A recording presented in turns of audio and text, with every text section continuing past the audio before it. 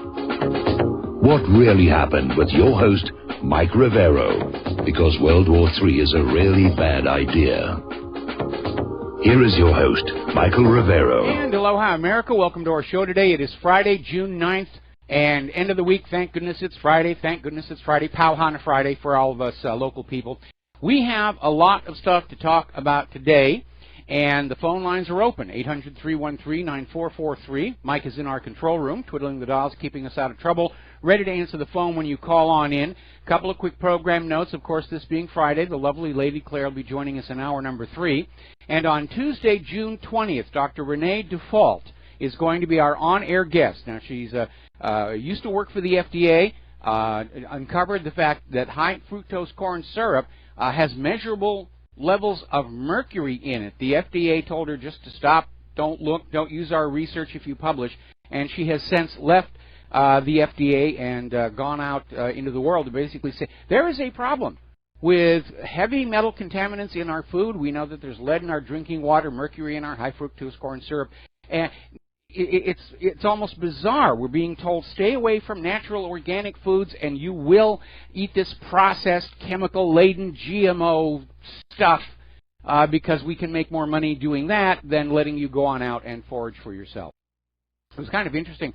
I was watching the latest version of Robin Hood, the one directed by Ridley Scott, where Robin Hood is talking to Maid Marian, saying, if you can't go out and provide for yourself, what are you? And that's exactly where we are. We're not allowed to provide for ourselves anymore under this government. We are forced to be dependent on corporate sources of food and water and everything else. And it's very, very poor quality, and the costs keep going on up. In fact, we were over at our local big box store doing our groceries earlier today and got yet another sticker shock. Prices are just going right through the roof. All right, getting on to the news here. Obviously, the big news coming out of Great Britain was the upset in the British general election. And to understand why it's an upset, because Theresa May called this snap election in the hope that she was going to increase the Tory seats in Parliament in order to have a solid lock on guiding forward toward what they were calling the hard Brexit. And even though the Tories still won the election, they actually lost a lot of seats, and they no longer have a majority. And so even though Jeremy Corbyn didn't actually win, the gains he made have rattled everybody. It's a turning point in British politics. And now a lot of stuff are up in the air. They have a hung parliament. There is no majority among all the different parties that they have there. And a lot of the labor critics of Jeremy Corbyn are now basically backing off his earlier criticisms and saying he did a really good job. He actually pulled it off. He didn't get a majority, but he took away the majority from the Tories. And, of course, the result of the election, the pound took a nosedive against the U.S. dollar. In fact, it dropped to a mere $1.27. And, of course, now there's a lot of confusion. Who's going to be Britain's next prime minister? It might not be Theresa May. In fact, she's already facing calls for her to step down over the absolute disaster of calling the snap election and then having it whittle away the Tories' majority. So UKIP's Nigel Farage is saying he's going to be back full-time. Theresa May needs to quit. And he goes on out to say that the reason this election lost the Tory majority was Theresa May came across as insincere and robotic, just like Hillary did in last year's election here. So now they're in a bit of a mess there. They need to form a coalition government. And obviously, Labour and the Tories are not going to get together on this one. So Theresa May is out there trying to form a coalition. And all the other parties had very small showings. They're actually talking to the Democratic Unionist Party, which is up in Northern Ireland. And that's talk about politics making strange bedfellows. And whether that's going to work or not, we don't know. Meanwhile, Labour could get 3 or 4 of the other parties and form their own coalition, which could be a majority. So we're going to be seeing a lot of dynamic changes in the British government. coming out of this election. And obviously the big question behind it all, what's the future for Brexit? Theresa May wanted a hard Brexit. Now they're pulling back, saying it's probably going to be a small Brexit. The Remainers are out there saying, no, now's the time to reevaluate Brexit. We should just cancel the whole thing and rehash the whole situation, and really this disaster shows we should be staying in the European Union. Well, remember, it wasn't Parliament that made the decision for Brexit. It was the British voters, and the British voters still want to leave the European Union. And if Parliament goes against the will of the British voters, I've been to the Tower of London. That big wooden block covered with all that dried blood, it's still there. So I'm a tremendous believer in the old wisdom, the will of the people is the law of the land. All right, we're going to take a couple of phone calls. Jim in Chicago, aloha. Welcome to the show. What's on your mind? Hi, how you doing, Michael? You know, I was thinking about this. If Donald Trump was smart, because it seems like everyone and their mother is going after him, why doesn't he invite Self-Rich's parents to the White House and tell them, I'm going to have my FBI or my Justice Department investigate the murder of their son? Donald Trump right now has emerged victorious from the attempts to take him down. And right now he's got to look like he's rising above it all, that the government is now unifying under him, and he's going to move forward on these major agendas like infrastructure.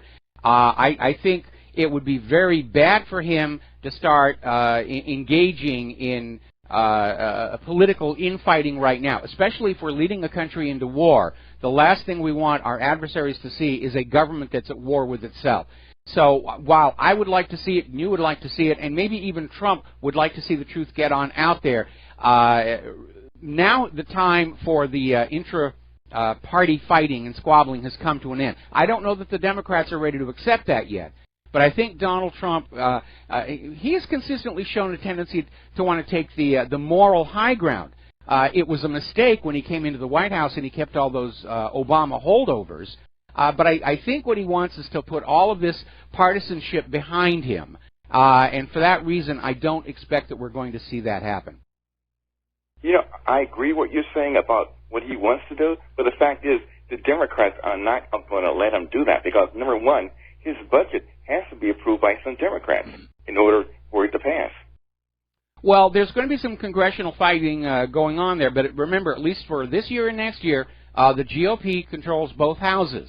So in the long run, I think Trump is going to get what he wants. And there's a difference between fighting, you know, within Congress over the budget and everything, and continuing these outside little squabbles, which are not making the Democrats look very good, and they don't make our government as a whole look very good. But in the end, at this point, more and more people are beginning to say this whole Democratic tantrum over Trump's victory, it's time for it to stop. They have run out of ammunition. We now know there was no Russian collusion. Trump was not obstructing justice. I mean, they're still out there trying to say, well, you know, Comey felt pressured and that counts as obstruction and there should be impeachment.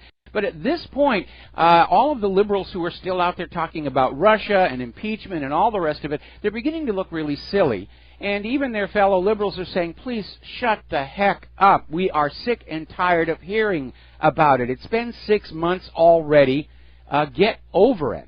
And I think it is time for that to go away. And just say, you know, again, I don't agree with everything Donald Trump has done, but he is the President of the United States of America. He won the election. He overcome tremendous media bias and election fraud to be voted in by the vast majority of the American people. Let's adapt and adjust to that and move forward, because there are problems in this country that do have to be dealt with.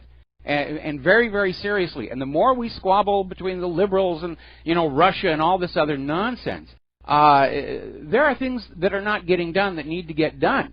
In fact, we've seen so much partisan infighting, it's almost like the government ground to a halt while they were flinging mud balls at each other.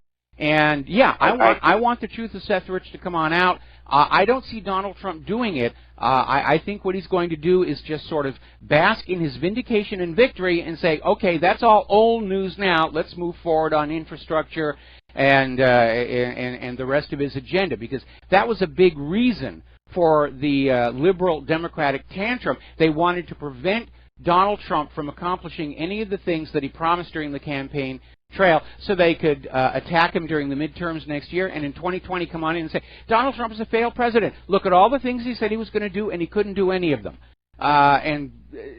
So basically, at this point, I think we're going to start seeing a new Donald Trump, and I don't think we're going to see him stooping down to that level that we've seen the liberal Democrats in. He's going to send a message that the GOP are above this sort of nonsense. They're not really, but that's the image they're going to be selling, I think. In the final thing, Theresa May is looking like Hillary Clinton. Yes, that there's been a lot of similarities. Well, like, Nigel Farage said she was insincere and robotic. Perfect description for Hillary in the last election. All right, we're going to switch over to Mike in Alaska. Aloha, Mike. Welcome to the show. What's on your mind? Yeah, Mike, as far as GMO, I've been eating a lot of moose and caribou, and that's about the only thing as far as an animal you can get that hasn't been fed all kinds of nasty stuff. So Hawaii also has a lot of those wild pigs and stuff, and people have to look around at what's outside, what's around them. I mean, you can't get it everywhere, but there's quite a few places, quite a few states that have the opportunity to hunt or fish or... Well, that's only for a very tiny portion of the population that knows how to hunt, and yes, we are allowed to hunt wild boar here. Unfortunately, because our island is used as a testing ground by all the GMO companies, we don't know what the wild boars have been eating, but they are very, very tasty. You're only allowed to hunt them with bow and arrow, though. You're not allowed to use firearms. Mike, as far as Comey goes, I don't think a whole lot will change. There are, like you mentioned, some liberals out there saying, okay, this is it, this is enough, we won't get fooled again. But, it's a mental thing. And it always comes back to kind of this, Plato versus Aristotle type, the people who want this Shangri-La utopia, they want the world to be as they hope, as they want, and the people who see it for what it is or make observations. Yes. And, Gilad Democrats... Otzman talks about that a lot in his book, Being in Time, in fact. He makes that point. Says that's the difference between the liberals and the conservatives. The liberals are the utopianists. They want the entire world to be as they imagine it could be, even if they have to arm twist everybody else to go along pretending that this is all about. The conservatives tend to be more down to earth, and this is what we're actually dealing with. Let's fix it and stop playing make-believe. Exactly. I mean, and I like to read that old stuff, and, people like Aristotle, it kind of leans more to the conservative mind, but that's also scientific. Yes. He's one of the preeminent, first, he did all the taxidermy on all the different types of animals and animal kingdom and making observations and scientific method. Yeah, but he did kind of mess it up saying that the Earth did not move. That was a big goof that Aristotle made, and it screwed up science for several hundred years. But he didn't get into any gender fluidity, and when he talked about animals, he just said this is a male, and this is a female, and this is reproduction. Gender is a physical thing. It was certainly in ancient time. It's the liberals who are out there saying, I can pretend to be anything I want. I may be in a man's body, but I can be a girl. Or, taking it to more extremes, I can be somewhere in between, or I can actually be a bunny rabbit inside, and all this other nonsense. But it's a complete disconnect from the real world. Anyway, Mike, thank you for the call. We're going to let you go. We need to do a shout-out to our on-air affiliates who are just now rejoining our network. So let's get on to Comey's testimony. I disagree with that last caller. This has been a major, major upset between Comey's testimony yesterday and the hearings before. Basically brought this entire liberal, Democrat, Hillaryite house of cards of Russian collusion and obstruction of justice crashing down. Now, there are still people out there like Marjorie Cohen, who's writing out there, goes, even though Trump didn't order an end to the investigations, the fact that he expressed his desire for them to be wound up, well, that's obstruction of justice right there. No, actually, that's a conversation. But they're still out there. But at this point, they're grasping at such desperate straws that this really is pretty much the end of it. And so the Comey testimony was great for Donald Trump, and it was terrible for the Democrats. Once he got up there and was under oath and he was put to these direct questions, it was, nobody interfered with the investigations, either from Michael Flynn or the Russians. And no, we found absolutely no evidence that Russia was able to alter the outcome of last year's elections. Period. End of discussion. It's over. So Donald Trump did have a press conference the other day and basically says he's vindicated, and he is. And he slammed Comey for having previously lied. And by the way, he lied during the hearing. We'll get into that in a little bit. And the real story, of course, is Comey admitted he's one of the White House leakers. So Trump is now gaining ground, and that whole Democratic House of Cards, that whole illusion, that whole Russia, it's all come crashing down. It is, to use Hillary's words, a nothing burger. And again, James Comey's testimony exposed one of the White House leakers, and it turns out it was James Comey. And they're already out there trying to defend him, saying, well, he was just sharing, we all talk about our work with our friends and everything like that, and it wasn't really classified information. No, but it was privileged.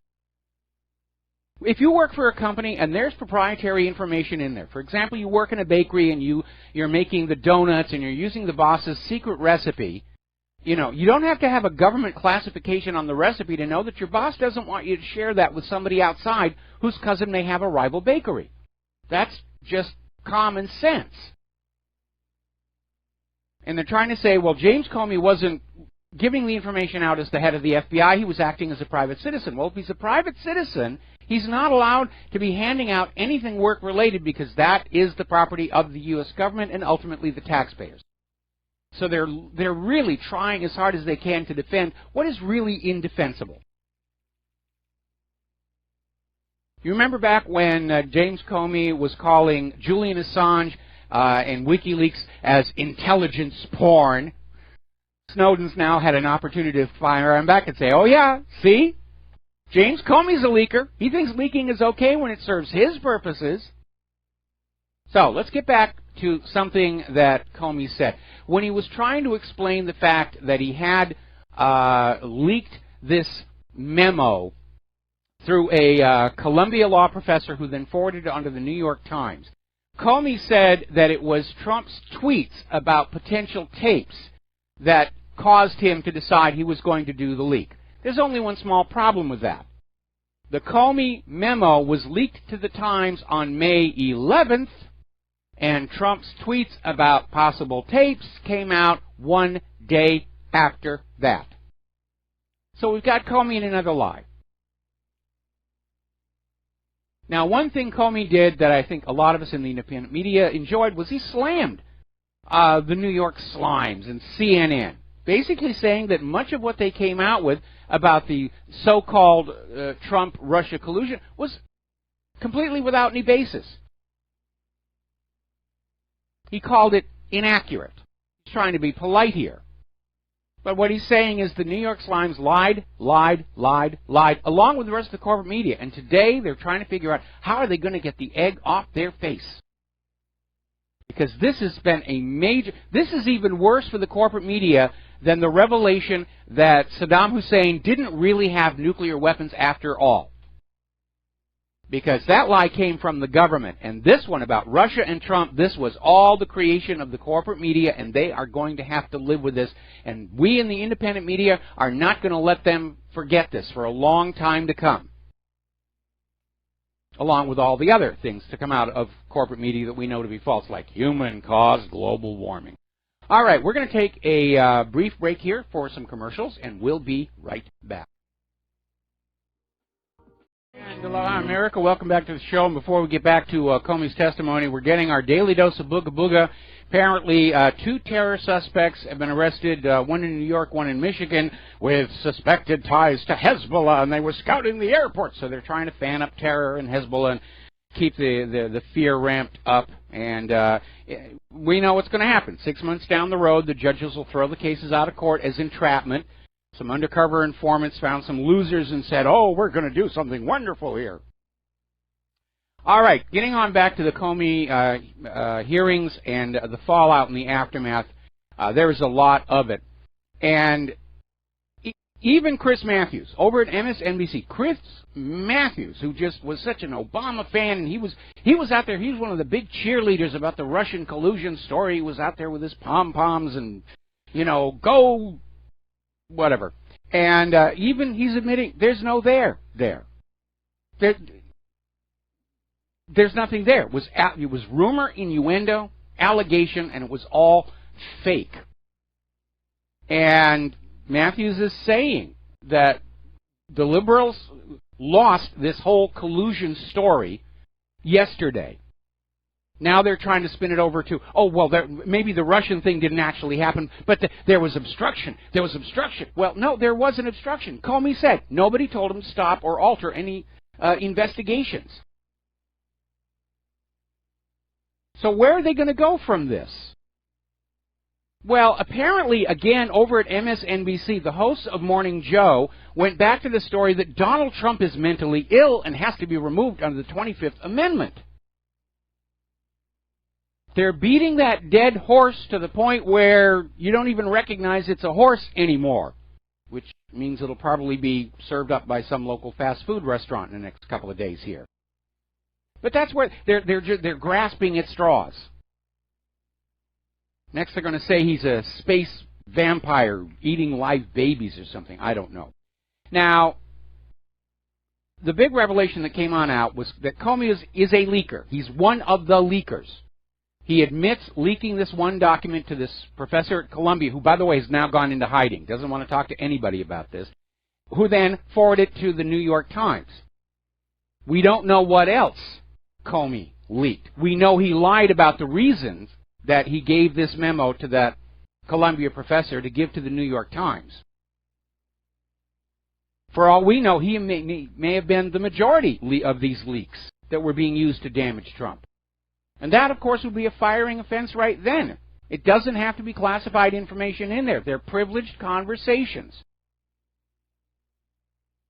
So, Donald Trump's personal attorney, Mark Kasowitz, is filing a legal complaint against former FBI Director James Comey for orchestrating a leak to the New York Times in hopes of spurring the appointment of a special counsel. This is the head of the FBI playing politics, which is not his job. And Newt Gingrich is already out there saying Congress should just shut down that independent counsel because it was created by Comey's manipulation. It was created on the basis of a fraud. It's poisoned fruit. And I'm in agreement on that one. The Senate found no evidence of Russian collusion. Neither did the FBI. Special counsel's not going to do any better. It's just another excuse to hash a bunch of rumors and innuendo and all this other nonsense that's going on out there. Now, over at Judicial Watch, Chris Farrell, their Director of Investigations and Research, was interviewed by Lou Dobbs over on Fox News last night, and basically is saying that FBI agents, some actively serving, some recently retired, have been reporting consistently they consider Comey to be a dirty cop. And that certainly seems consistent with this idea that he was protecting Hillary Clinton, although now he's trying to drop the blame for that onto Loretta Lynch. So it's all starting to come on out. Corey Lewandowski is saying Comey is part of the deep state. Yes, he's all tangled up with that drug cartel. Remember, HSBC. More about this when we come back. Hi, America. Welcome back to the show here. So we're talking about Corey Lewandowski saying Comey is part of the deep state and has zero credibility. That's absolutely true. Now, a lot of people are trying to figure out what exactly is the deep state, and we don't really know, but we know what parts of it are. And one of the major components of the deep state is this CIA, cocaine, Bush, Clinton cartel that has been running a significant part of the country going all the way back to the mid-1980s. starting with that operation out of Arkansas to smuggle untraceable military weapons down to Nicaragua, all of it being funded by tons of cocaine that were brought back into the United States of America and sold to our children. And it made everybody enough money to reshape American politics. It's a replay of how alcohol money during Prohibition reshaped American politics. And that's a big part of it. And they're trying to protect that whole situation. Now, think about the relationship between the Clintons and Loretta Lynch and James Comey. Because Loretta Lynch, before she was the Attorney General, she was the U.S. Attorney that basically gave HSBC a free pass when they got caught laundering drug money. And who was on the board of directors of HSBC when they were laundering the drug money? James Comey. Do you see how it all comes together? We have a narcocracy that has been ruling this country, and now their grip has slipped, and that's why they are in such a panic. And yes, you deal with anybody who's involved in the drug trade, they're going to have zero credibility. They've got too much money, they're money junkies, they may even be using their own product, we don't really know. All right, let's take a quick phone call. Mike in Ohio, aloha, welcome to the show. What's on your mind? Hey, aloha, it's been a long time. 4 quick things real quick, I know you're busy. About a decade ago, can you hear me good? I hear you just fine. Okay, about a decade ago, I came across your site. I want to make a point out to this. Nobody's 100% correct. But you gave me the edge to look out certain areas and situations throughout the world. I was never geopolitical, if that's a word. I don't know if that's the correct word to use. Yes, that is the correct word. So I passed it on to my nephews and so on. Okay, next thing. Yeah, everybody knows Comey's a stooge, going back to the Clintons. Takes about 30 minutes on the Internet. Thank God for the Internet, but not for Theresa May. You know what I'm talking about. Yeah, I know what you're talking about. And third, I'm not happy with Trump. I worked for Donald Trump, believe it or not. I swear on my mom's grave, I worked at the Taj Mahal. I met the guy twice. Mm-hmm. I met Donald Trump, the President of the United States, twice. And I was in Marketing and Reservation Center in the Taj Mahal when it first opened in 91. And he came through doing his rounds, and we had about 1,000 calls on the board when we opened, you know, about 7 months. Plot is made around. And I'm standing because when you're in that situation at work, you stand and you got to get it going. You got to pump it. He taps me on my shoulder and turns around. I'm talking with someone on the phone. He says, "Keep going, keep going." I said, "Okay," and then I hung up. And he says, "How's management treating you?" That's the first word out of the guy's mouth. I could not believe it, and I swear to God, it's the truth.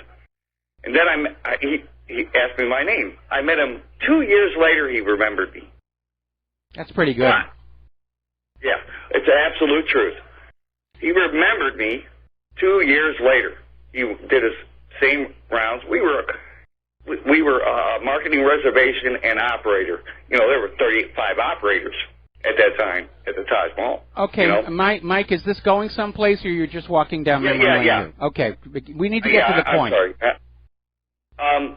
I'm not happy with his NAFTA. He's doing nothing about Common Core.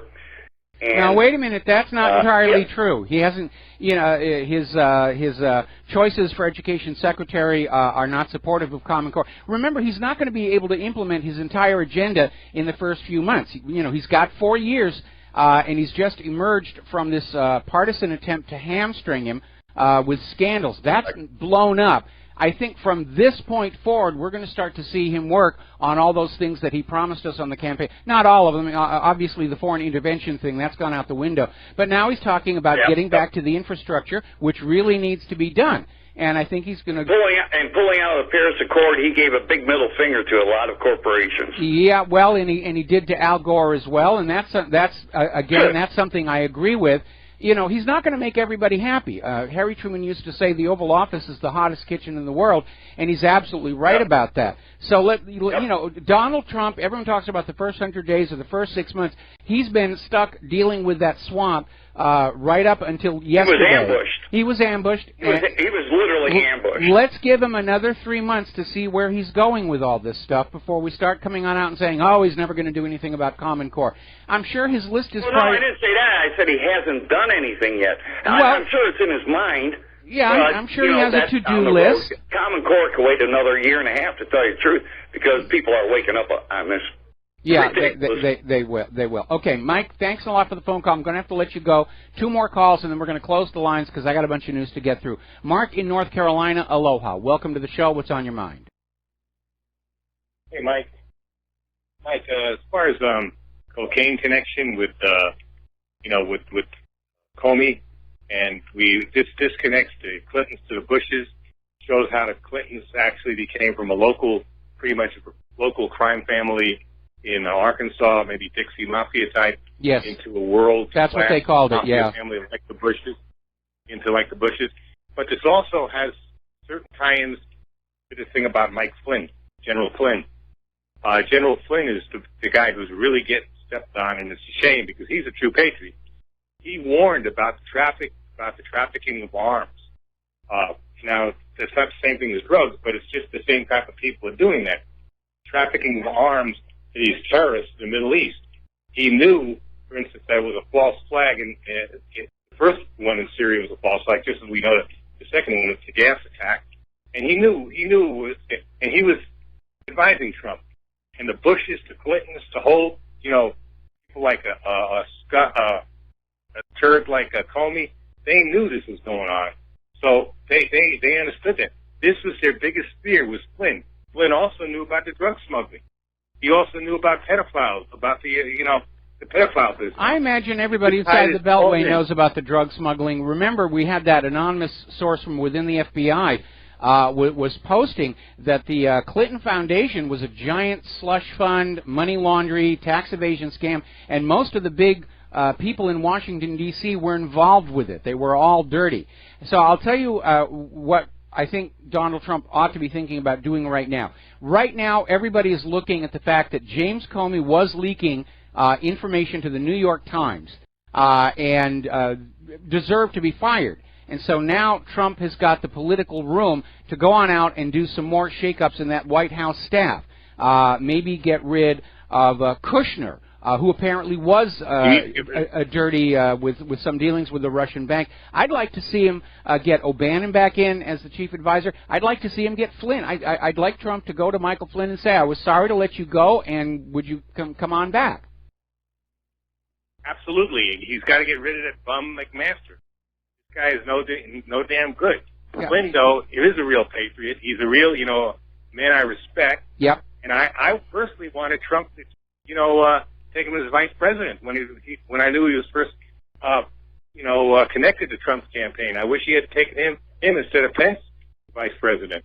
This guy is a good man. He needs to be back in there advising Trump, and not only foreign policy and the whole security situation. I agree. He knows a lot. He was the head of the DEA. And by the way, the Defense Intelligence Agency is part of the military, and it's much more honest than the CIA, which is basically a completely corrupted organization, pretty much run by the Bushes and the Clintons. Yes. And other globalist types. Well, I mean, George Herbert Walker Bush was the head of the CIA. He basically has treated it like his own private intelligence army ever since. He's still very much involved with that stuff.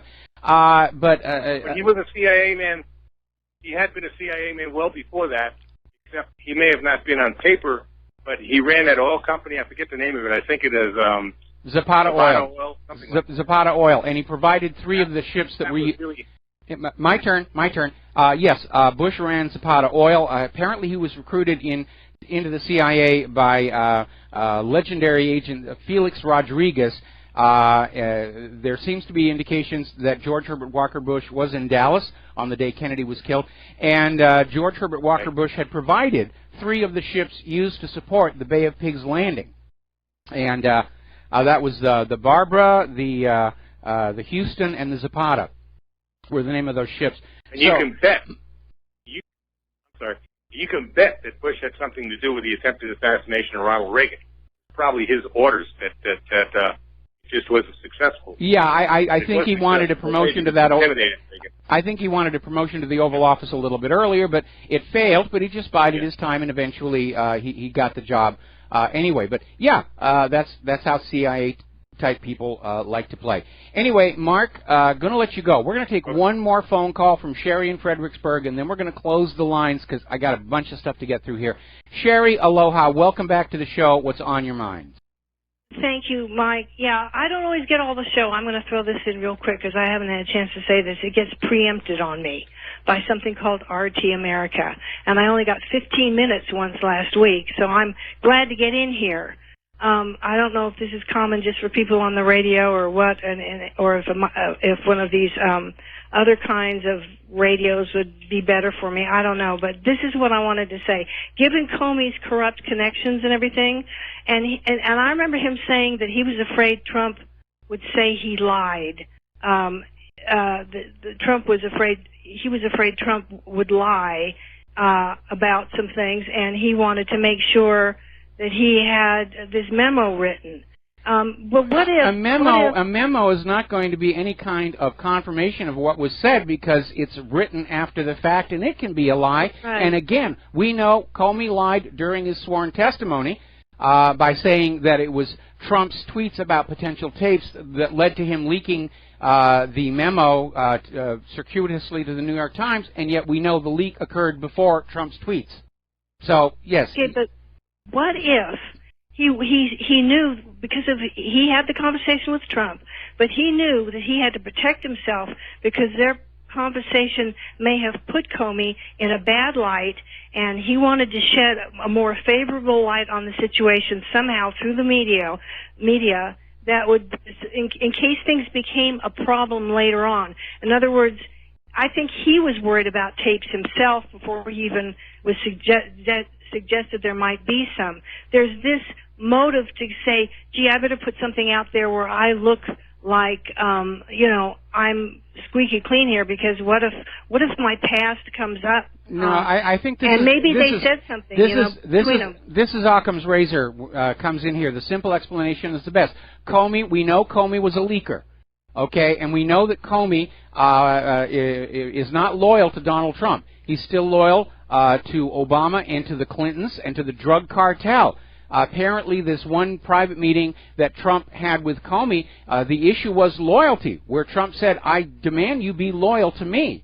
And again, this goes back to one of my criticisms of Trump when he came into the White House, that he's very naive. He's wonderful in the world of business, but in terms of Washington, D.C. politics, he came into the Oval Office as naive as Jimmy Carter. And he just thought that since he was the president, that everybody working around him would be loyal to him, and because he was effectively signing their paychecks, the same thing. And that's not how Washington, D.C. works. Apparently, he now understands that, and that's a good thing, because he'll now adjust his behavior to deal with that.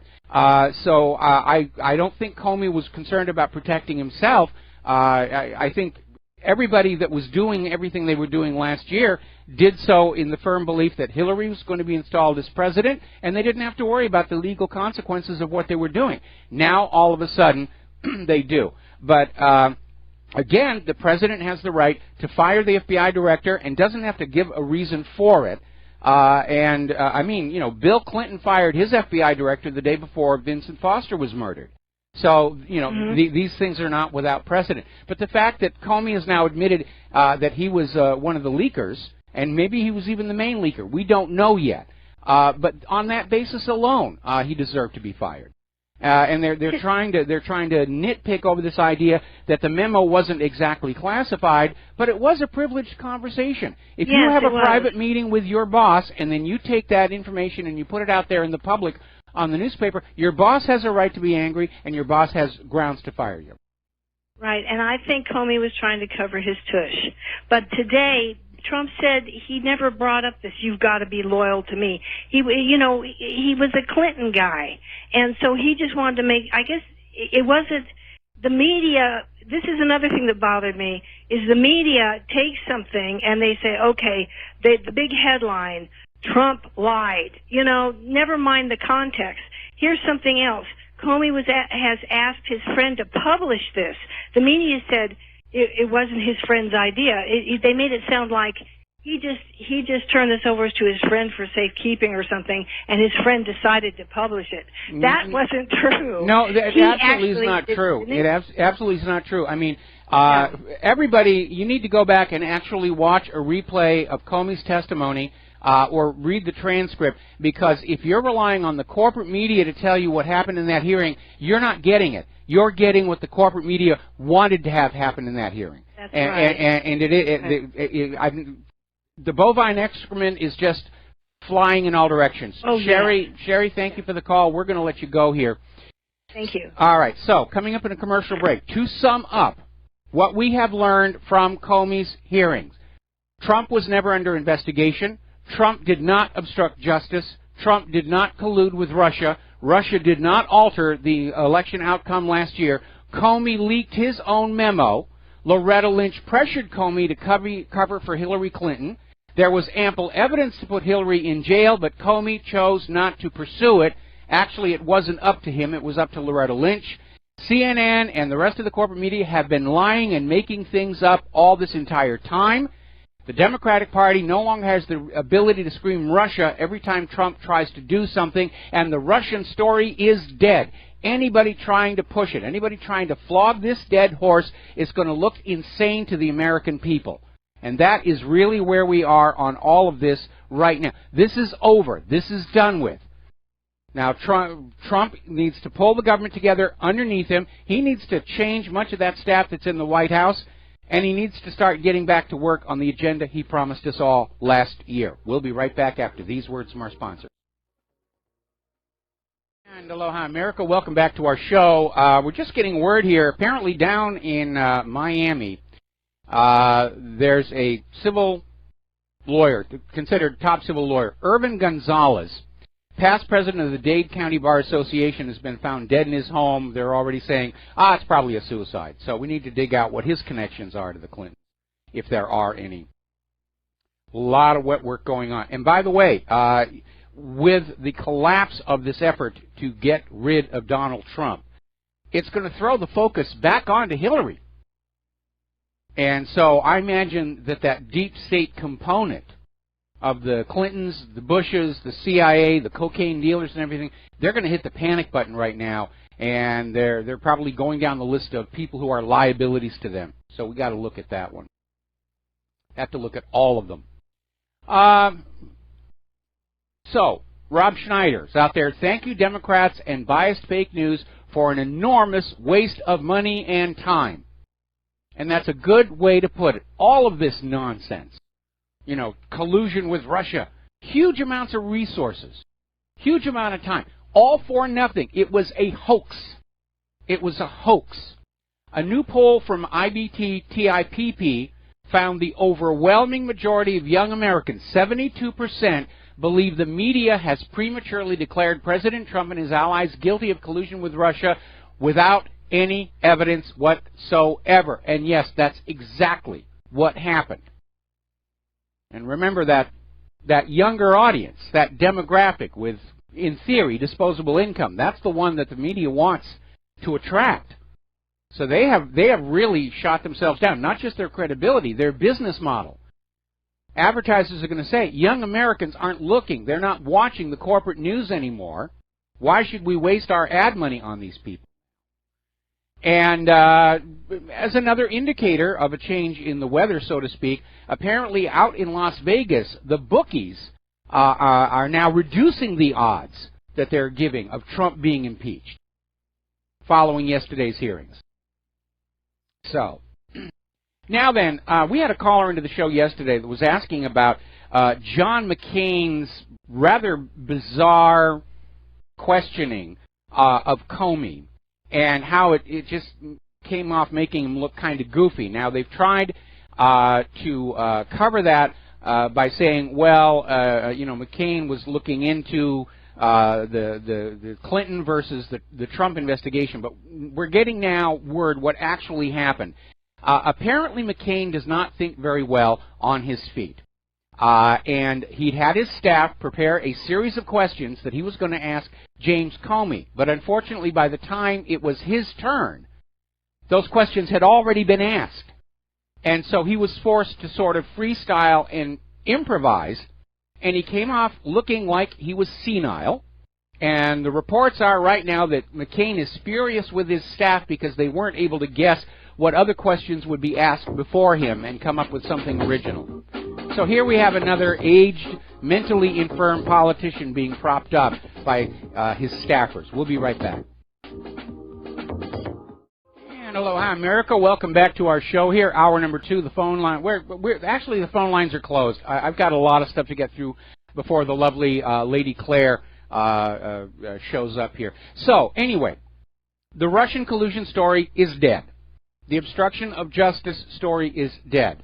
They're still out there trying to push, oh, he's mentally unstable, let's 25th Amendment. They're not going to get any traction with that. The American people have been looking at all this screaming and crying and tantrum throwing by the liberals and the Hillaryites for the last 6 months, and they're just tired of it all. Okay? It didn't work. If this was some kind of George Soros attempt at a color revolution inside the United States of America, it has failed miserably. So, let's go back and start focusing once again on Hillary Clinton, because after all, she caused this whole mess. First of all, by breaking all the rules as Secretary of State, and earlier than that, certainly during the election, and by being less than gracious about the fact that the American people did not want to vote for her. Now, with James Comey's revelation that he was being put under pressure to tamp down the Hillary investigation from Loretta Lynch, there's a perfect justification to go back and reinvestigate Hillary's behavior during her term as Secretary of State, and not just the email server scandal itself, which I think conceals an even bigger scandal of selling out U.S. secrets to foreign interests, using that weak email server and using the foundation to collect and launder the payments, because the Clintons did it once before back in 1994. But remember, when James Comey had that press conference where he said that Hillary did not intend to do wrong and therefore he was recommending no charges, he did go down the list of all the felony violations of Title 18 Hillary Clinton did. It is time to go on back and take another look at that, along with all of the pay-for-play that came on out and this new scandal involving Bangladesh. I think that's the one they're going to use to finally get her out of public life. But there should be indictments. And again, one of the big issues Donald Trump campaigned on was putting Hillary Clinton in jail. He said it in one of his debates with her, and everywhere he went after that, there were chants always, lock her up, lock her up, lock her up. Even people were showing up at Hillary's rallies going, lock her up, lock her up. It's something the American people as a whole need to have. They need to have a reason to think there actually is still justice in this country. Trump needs to keep that promise, not out of revenge, not out of vindictiveness, but because the American people need a sign that we are still a nation of laws and not just of powerful, corrupt individuals. Now, Hillary Clinton is still out there flapping her gums around there about how we can end terrorism if we understand other cultures' food. And a lot of people wish she would go away. Hillary Clinton is now out there. She's got somebody else to blame for losing the election, the Internet. She's saying it's apparently in her eyes the Internet is sexist. Oh, the Internet is sexist. The Internet is not a friendly place for women. No, the Internet is not a friendly place for liars. That is why it is so fundamentally different than the corporate media. The corporate media can put out whatever lies they want, like Lee Harvey Oswald acted all by himself, and there's no feedback coming back in. People weren't able to talk back and forth to each other on a grand scale. Today, the Internet is this almost purest distillation of democracy, where if somebody puts out something that's wrong, immediately there's a chorus of voices saying, no, that's not what's going on here. Humans are warming the earth. Really? Look at all the snow I'm shoveling out from in front of my house. That's why we keep joking that in the age of the Internet and the independent media, the life expectancy of a government or corporate lie can be clocked with an egg timer. And that really is true. Now, apparently the State Department is getting ready to respond to Chuck Grassley's request for a probe into alleged misuse of power involving Hillary's staff pressuring the Bangladesh government to drop an investigation into Dr. Mohammed Yunus, a leader of two different organizations that were top donors to the Clinton Foundation. Now, it's going to be hard to kind of say, well, that's within the normal course of business for Secretary of State. The question is how many people at the State Department are still loyal to Hillary versus how many are fed up with her. So we'll see what's going to happen on that. But right now, Donald Trump dares not let Hillary Clinton escape from any of this, or it will destroy any illusion that we are still a nation of laws. Donald Trump needs to reassure the American people the system is still working, and the American people need Hillary to be brought down, or they're going to lose all trust and confidence in the government, regardless of anything else that Donald Trump does. We're at that threshold moment. If we do not see justice done now, if we do not see the laws enforced that James Comey admitted Hillary Clinton broke, then it's really going to be the beginning of a Soviet-style collapse of the U.S. federal government. We're going to do a quick shout-out to our on-air affiliates just now rejoining our network. Apparently, House and Senate investigators have now requested all of Comey's memos and any recordings the White House kept of the private meetings of Trump. I don't know what it is they think they're going after, but they're going through the motions. But remember, politics is perception. And as of right now, the public perception is this whole Russia collusion, obstruction of justice. It was just a big nothing. It was a tantrum thrown by Hillary's supporters. And I think that's a really good illustration of how liberals are utopianists who want the world to be the way they dream it to be. We dream of Hillary as president. She's not president. Well, we're going to go on dreaming, and we're going to try and get everybody else to go along with the dream. And that didn't work. Now, turning over to the war zones, while we were all being distracted by Comey's testimony, and it was fun to watch, the U.S. has once again bombed the Syrian government forces who were fighting against ISIS.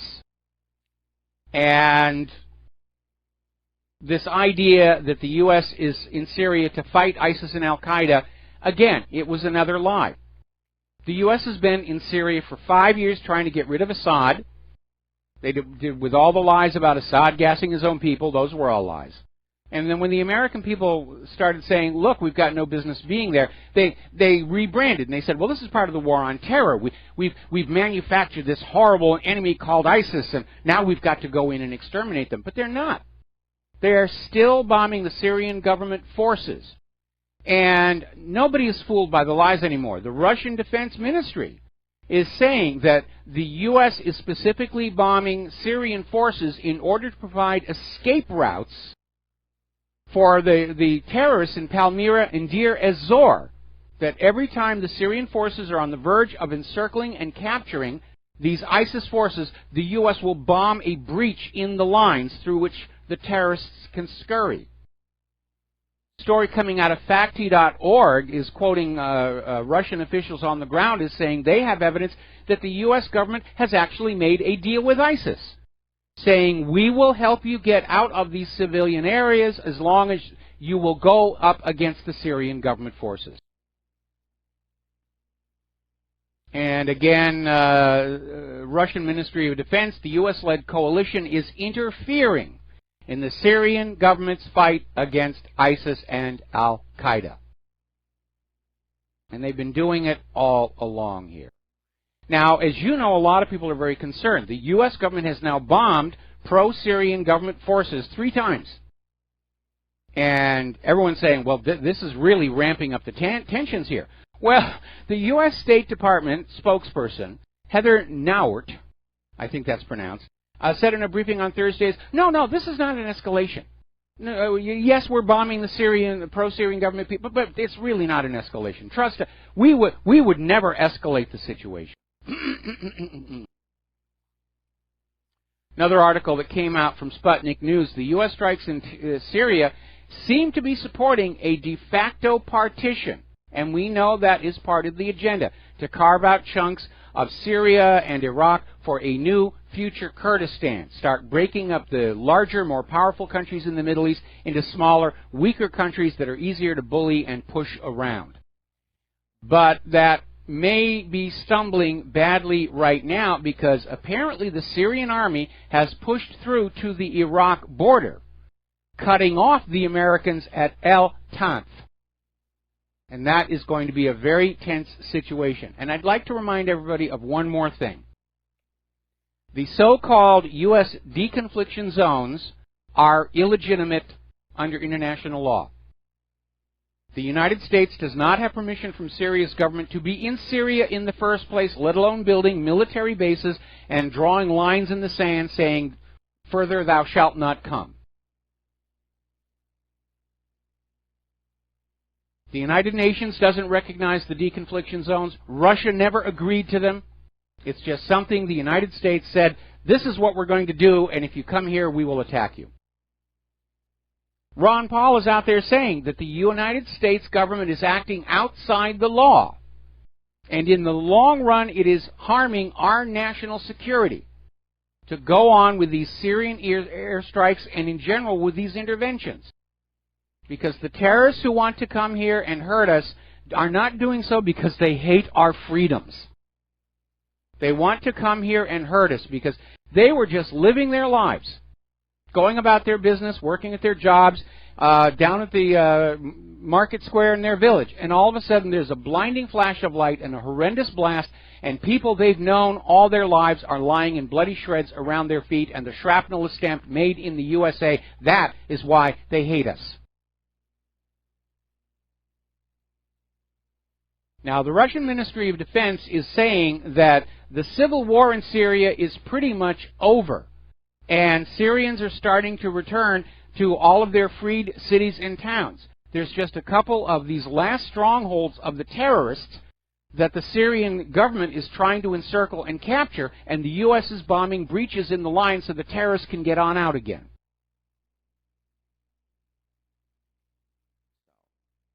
Apparently the Syrian army is advancing in Raqqa, and apparently ISIS has surrendered large chunks of territory to the Syrian government forces in Raqqa and Homs. If the U.S. wasn't in there protecting the terrorists, this war would have been over a long time ago. Syrian army has gained control over parts of the border with Jordan. So, anyway, another little article. You know how every time there's a suspicion of chemical weapons being used by the Syrian forces, the U.S. goes ballistic, the corporate media goes ballistic, even if it didn't really happen, which was the case at Idlib, where it's the rebels that are using chemical weapons and then trying to frame Assad. Well, apparently some of the forces on the ground are documenting the use of white phosphorus on residential areas in Raqqa by the U.S. warplanes. And white phosphorus is a banned chemical munition under international law, whether it's the U.S. dropping it on Syria or Israel dropping it on Gaza. And, of course, there's no screams about terrorism or war crimes in the corporate media. It's okay when we do it. It's only a problem when those other people do it. So let's turn over to Qatar, because that situation is heating up just very intensely. I found this article from a while back where apparently 3 of Qatar's natural gas companies, because liquefied natural gas is Qatar's main export, and they merged together to form a very large single corporation that was a rival to other oil corporations in the region. And I'm wondering, was that the real reason why Qatar went from being a U.S. friend to a U.S. enemy as fast as it did? Was it really oil and economics? Not really sure here. But over at the United Arab Emirates, their foreign minister is hinting at support for a regime change in Qatar. We need to put in new leadership to take charge in Doha. So yeah, it's another regime change. Saudi Arabia, proving that they are a champion of free speech and human rights, has issued, imposed a 10,000 rial fine for anybody watching Al Jazeera. And by the way, Al Jazeera's website has been hit with a massive distributed denial of service attack to take it offline. Remember, we were talking about these other countries in the area. If you express any sympathy for Qatar, you can go to jail. We're talking about, this is dictatorship. No free speech, no free opinion, no watching the other media, just do what you're told. And the U.S. is on the side of this kind of behavior, which means the U.S. government wants to have that sort of thing here eventually if they can find some way around that pesky, gosh darn Constitution here. Now, as you know, Turkey is sending troops into Qatar to help train the Qatar army. Apparently, Pakistan just announced they are sending 20,000 troops in there as well. This is turning into a fuse on a regional war in the entire area. All right, we're going to go ahead and grab a phone call. Vincent in Hawaii, aloha. Welcome to the show. What's on your mind? I just had a thought about Venezuela. I'm wondering if the West is trying to take over Venezuela's oil eventually. Well, I kind of already know that, but could it be possible the reason why, if they start war, that they're expecting Iran to close the straits? Well, that a Mideast war is going to disrupt the oil traffic going in and out of there. That's one of the reasons that they were allowing some very reckless oil exploration here in the United States, which led to the Deepwater Horizon disaster. But the United States has a lot of oil. They're just fighting over what currency other countries sell their oil for. And Venezuela got put on the special high-interest targets list because back when Hugo Chavez was running the place, they were selling Venezuela's oil for the yuan rather than the dollar. And again, the ultimate goal of all of this petrodollar nonsense, the United States government wants all natural resources, oil, precious metals, raw materials of any kind, to be traded only for the U.S. dollar, off of which the United States economy would make a small profit. And that's the real agenda here. When they went into Iraq, it wasn't so that they could own Iraq's oil. It was because Saddam Hussein was selling Iraq's oil for the euro.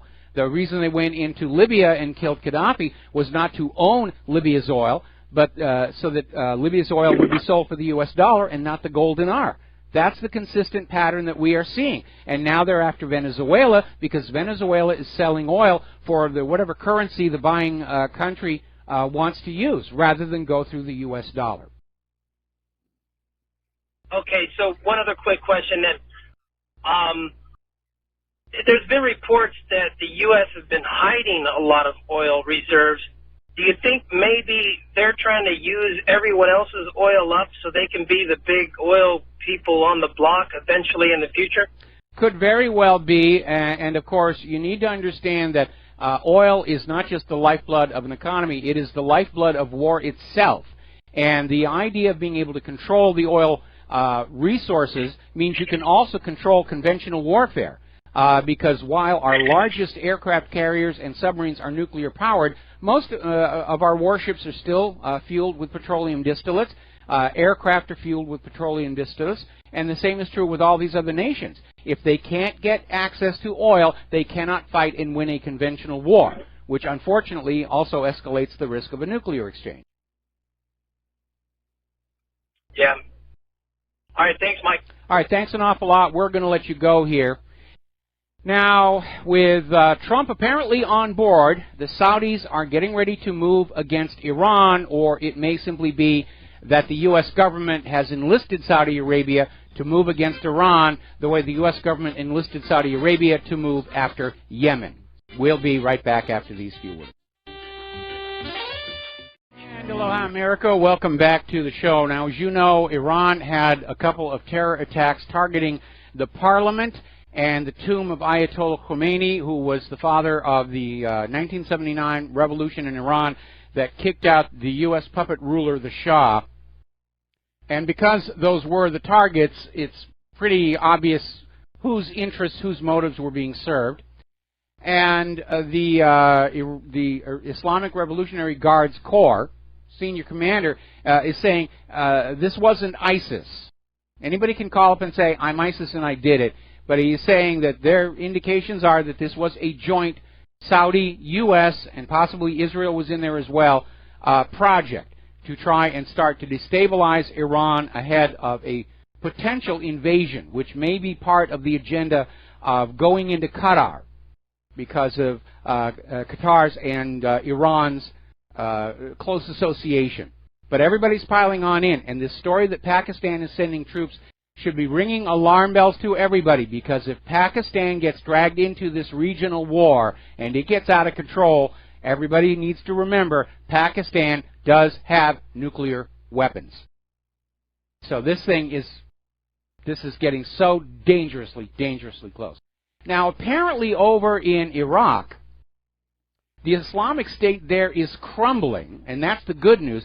The bad news is that the remnants of these Islamic groups are now acting like vigilantes, and they're running amok all over Iraq, just taking out their rage and their frustration on ordinary people. But those Iraqis who've been living in areas controlled by ISIS, they've suffered torture, the killing of family members, females being sold into sexual slavery, and, of course, constant indoctrination of their children to become supporters of ISIS.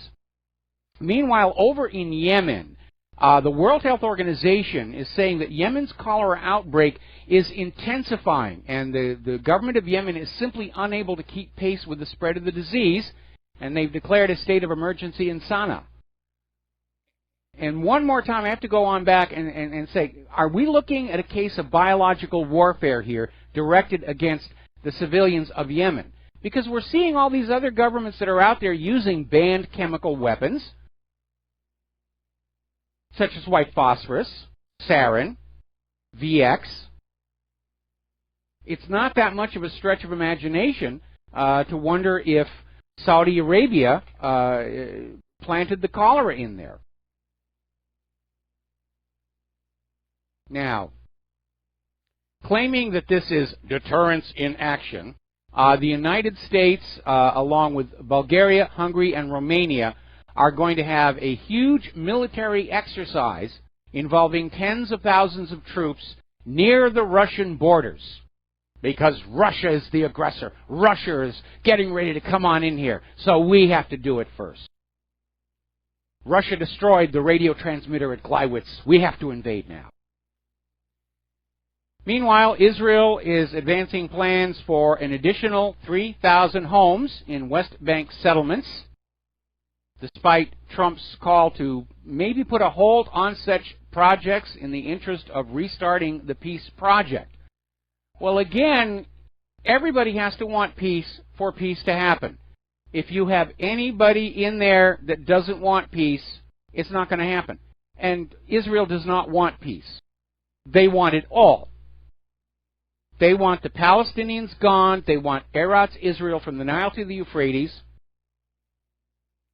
And as long as the United States government is writing them all these checks for weapons and protecting them at the United Nations, Israel is going to continue to behave like a rogue state. Now, as you know, earlier in the week, North Korea fired a series of test missiles. They were initially reported as more ICBMs to try and get the fear factor going. And as it turns out, they were testing shore-to-ship anti-ship missiles, which are very clearly defensive. And North Korea has now announced these are a brand new design. They're testing a brand new anti-ship missile. Now, the United Nations is out there saying there shouldn't be any nuclear weapons and so forth, but all nations are allowed to have defensive weapons. We'll be right back after these commercials. Aloha, America. Welcome back to our show here, and talk about an unrepentant media. The New York Times has this story out here by Peter Baker. For Trump, the cloud just grew that much darker. And again, the New York Times is hoping that their readers did not actually listen to the hearings or did not read the transcripts, because they're spinning this that Comey felt pressured. The comment lifting the cloud. And they're saying this is going to hover over his presidency for months, if not years. No, the corporate media is going to go on flogging this dead horse for months, if not years. But if you look at the readership numbers, viewership numbers of the corporate media, if you take into consideration that poll we mentioned earlier in the show, 72% of young Americans think the corporate media went after Donald Trump without any basis whatsoever. The corporate media is killing itself. And I understand that they are trapped. The people who pay the bills at the corporate media pay them to promote certain agendas. And I would like to hope that the people who actually work in the corporate media understand something very basic. That at the point where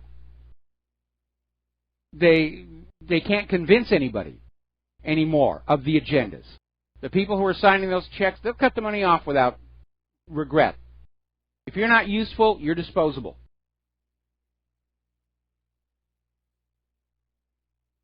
Pretty much every analyst is saying the corporate media is in decline right now. They have lost the trust of the American people. They are in the middle of an incredible credibility crisis of their own making. And I have no sympathy for them whatsoever. But as long as the paychecks are flowing, they're going to go on doing what it is they're paid to do, which is to try and convince you that up is down, left is right, humans are warming the earth, Hillary should have been president, Donald Trump is dangerous, blah, blah, blah, blah, blah, blah, blah, blah, blah, blah, blah. Okay, now, apparently following this massive bankruptcy down in Puerto Rico, it has somehow re-energized the independence movement down there. Puerto Rico wants to stop being a territory of the United States and just become its own nation, because they are feeling that as a territory, they were unfairly exploited by U.S. business interests, and that is something virtually every U.S. territory goes through, including here in the state of Hawaii.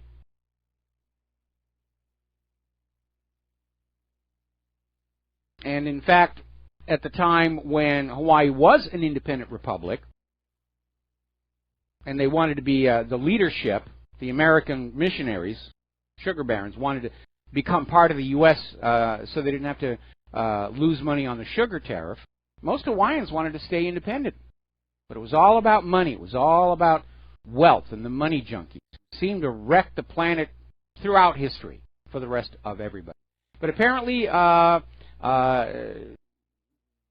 the pro-independence group FALN, the former leader, Oscar Lopez Rivera, is out there and saying, yeah, it's time to start talking about independence of Puerto Rico. Now, 6 months ago, the U.S. government seized 2 properties belonging to Russia. They were diplomatic facilities, and the U.S. seized them, saying that we have evidence they were being used for espionage purposes. And by the way, in Google Earth, I hunted down these 2 properties, and they're not ideally situated for espionage. They were way out in the rural areas. They were diplomatic facilities. One was a school, I think. Well, Russia is now saying that if these 2 diplomatic compounds are not returned by July, that Russia in turn will start seizing U.S. diplomatic property in Moscow. Sort of a tit for tat. Now, the U.S. in seizing these diplomatic properties was in violation of international law and diplomatic protocol. But it was just part of that goading Russia, Russia bad thing that we've all been having to deal with all this time. The U.S. government wants to go on out and conquer the world, but they want to make it look like it's everybody else's fault. They made us do it, Mommy. They made us invade their country and gas their people and destroy their infrastructure. It's not our fault, really. They made us do it. They tricked us into believing Saddam had nuclear weapons. It's all their fault, really. Now, interestingly enough, getting into the economic news, the Shanghai Cooperation Organization, this is another emerging multinational economic cooperative that is rising to challenge the Western-centric global banking system, along with BRICS and several others. And they're kicking off their summit in Kazakhstan, and apparently India and Pakistan are going to join the Shanghai Cooperation Organization. So it is growing. People are turning away from this dollar-centric, Western-backed, global hegemonic system. That may be another bit of tension and pressure if Pakistan is in fact caught up in this coming invasion of Qatar. Apparently, warnings are coming on out. Our system may be more leveraged than it was back in 2008. Yeah, it has to be because of all the manipulation that's been going on with the stock market. And by the way, looking at the market today, it's still on its post-Comey soar. There was a bit of a dip toward the end of the day, but the plunge protection team stepped on in and got the Dow back up 89 points. Weren't able to do it for the NASDAQ, which is down 113, which is very, very worrying. Normally, the market riggers like to have everything in the green on Friday so the money junkies can have a relaxing weekend. Weren't able to get there.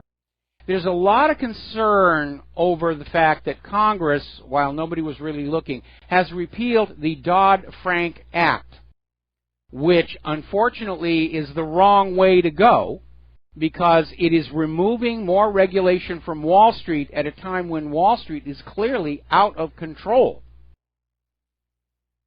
And if you go back and you look throughout history, every time Wall Street has had the chains taken off, bad things will happen. Look what happened after they repealed Glass-Steagall. That directly led into the meltdown of 2008. And then after that meltdown, they put in Dodd-Frank. Now they're pulling that back out again. They're rolling out the red carpet to another economic meltdown. Now, as you know, Verizon acquired Yahoo for $4.5 billion, and apparently the result is that Verizon will be laying off around 2,000 workers, which are effectively in duplicate jobs. So a lot of job losses there. Hudson's Bay Company is also cutting 2,000 jobs as part of their reorganization to try and stay solvent. They reported lower quarterly sales as part of the retail Mageddon. And apparently, Hudson's Bay Company is also creating separate, distinct management teams for the Hudson's Bay and Lord and Taylor store chains, which suggests to me they're preparing to spin them off as for possible sale to other owners. Start breaking it up and saying, you can buy this chain and you can buy that chain. Elon Musk is a little upset because apparently right now Tesla is the largest shorted stock in the U.S. equity market. Apparently everybody is expecting Tesla to just fail spectacularly in the near future. And one of the downsides of short selling is that if there is enough of it, it can create the impression that a company is in trouble.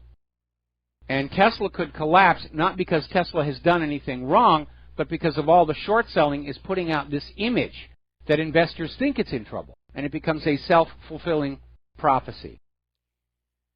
Okay, let's see. If you are a candy-type person here living in Europe, Mars Chocolate Great Britain and Mars Ireland have issued a recall for some of their Galaxy and Teaser bars, along with Minstrel's packets over a potential salmonella risk. This came out of Sky News today. And there are concerns that some of the ingredients in the chocolate bars carry this deadly bacteria. And if you have the bars, do not eat them. Contact the consumer care team to arrange returns and refunds. So a little safety warning there. So let's get on to human-caused global warming. Going to do a little science before the Lady Claire gets here. As you know, Al Gore has a movie coming out this summer, The Inconvenient Sequel, and because of the heaps of ridicule that have been poured all over Inconvenient Truth and its complete and utter discrediting, it's not looking like he's going to get a lot of people to see his new movie. But he's out there, he's giving interviews, he's campaigning, he's trying to convince people global warming is real, you're all going to die if you don't see my movie. And he's kind of jumped the shark because he was being interviewed in Interview Magazine. And he literally came out and said that God has told him to fight global warming. You know, forget polar bears, forget rising sea levels, and now it's a religious thing. And Gore told Interview Magazine, God didn't create global warming, and he wants us to fix it. So forget about all the science arguments. Now it's religious. You don't want to go against God. God wants you to fight human-caused global warming. God wants you to pay carbon taxes, and so forth and so on. Well, Al Gore, just to stipulate for a moment that the voices in your head are actually coming from some supreme being. Actually, if God made the sun, and the sun's energy output fluctuates, then yes, God did make global warming, or as is actually the case right now, global cooling, because we're still getting news reports of a long-delayed spring in the northern hemisphere and a very early hard winter in the southern hemisphere. But maybe Al Gore is sort of being loose with his label about God, because we found this flashback article where George Soros paid Al Gore millions to push the global warming agenda. Because remember, the global warming agenda is one of the pillars underneath the push for a global government. The first was a global pandemic requiring surrendering our sovereignty to a global health authority. Then there was human-caused global warming, which said we have to surrender our sovereignty to a global environmental authority. And then the third was going to be a global financial meltdown, which seems to be on track, which would lead to a call that we surrender our economic independence and sovereignty to a global private central bank. That one I don't think is going to work, because around the world, more and more citizens of more and more countries enslaved to private central banks have come to understand it is that private central bank and its practice of issuing the public currency as a loan at interest that has impoverished nations, driven them into starvation and eventual war. So I don't think that one is really going to work. Okay?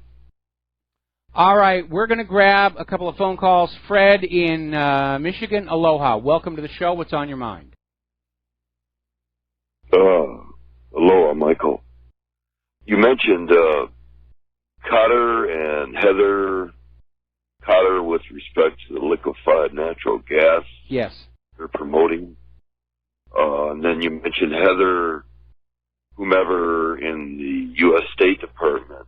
Well, first, on the LNG, did you know that one of these private, albeit U.S. Air Force funded space program companies, I don't know if it was Rocketdyne or SpaceX, one of them is using liquefied natural gas instead of kerosene or the other fuel because it's much easier to combust fully. Yes. And the same would be true of internal combustion engines. Much easier to fully combust, much cleaner burning. Well, there are vehicles, fleet vehicles that are powered by natural gas for that very reason. Using LNG in a motor vehicle is problematic because of the requirements for the cryogenics. The reason for the LNG in rocket engines has to do not just with the efficiency of its combustion, but the speed. So you get more of a specific impulse out of it and more energy. There are fleet vehicles that have been using just tanks of compressed natural gas for many, many years now, and it does work very well. You know, Mike, there's also now, I think it's Pennzoil, they've been promoting since last fall a new oil that's manufactured from natural gas. And I'm sure basically all oils are hydrocarbons, and methane is the natural gas. Methane is the simplest one, and all you need to do is to get them to form these longer and longer chains to get different kinds of petroleum distillates that perform different functions, whether they're fuel or lubricants, and so forth and so on. When you look at a refinery, those big tall towers, those are called the cracking towers. And what they're doing is they're taking the raw petroleum from the ground and they put it in there, and it separates out to the different kinds of petroleum compounds. That's why there are these little pipes that go up to different levels on that tower, because they're sucking out different materials. Amazing. Michael, I gotta appeal to you on this basis. I did mention Heather, and I suspect she is of the same ethno-spiritual group as Victoria Nuland, Jeffrey Pyatt, who previously were celebrating the $6 billion coup d'etat investment in Ukraine. Mm-hmm. I'm really baffled why the Trump folks are not revisiting that. And also, Michael, wasn't it true during the Clintonista crime regime in the early 90s, we had all these U.S. military base closures that were supervised by none other than everyone's favorite international Green Cross Al Gore operative, Mikhail Gorbachev, out of the Presidio, and none other than Ollie North from Iran-Contra fame. They were supervising U.S. military base closures in the early 90s. Well, back then in the early 90s, hang on, I have to cut you off because we're about to hit a commercial break and I'm going to have to let you go.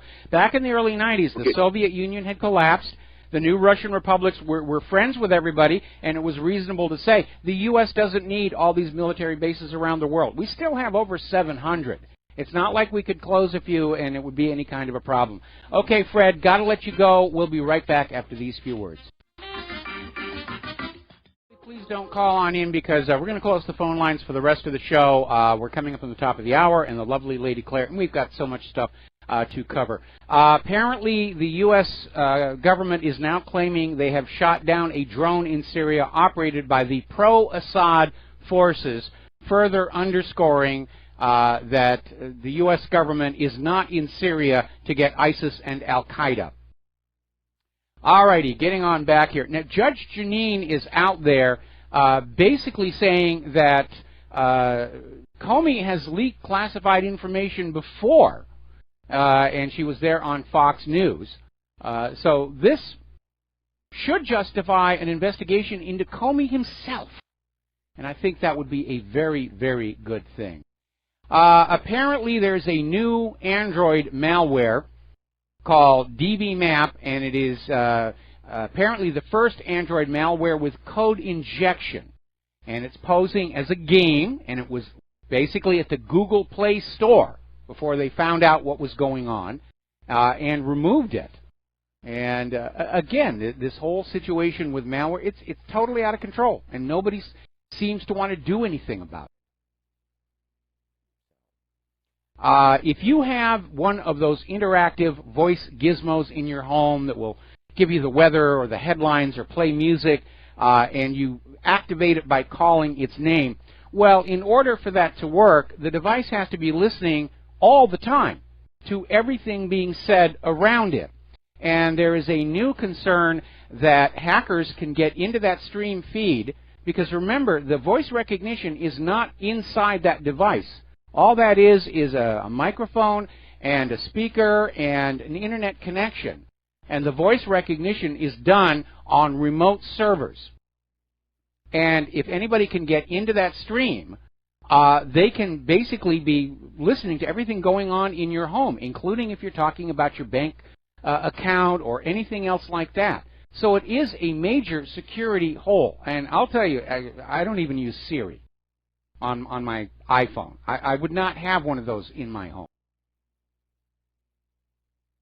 because it's open season on the American people, on the people of the world. The computer crime is out of control,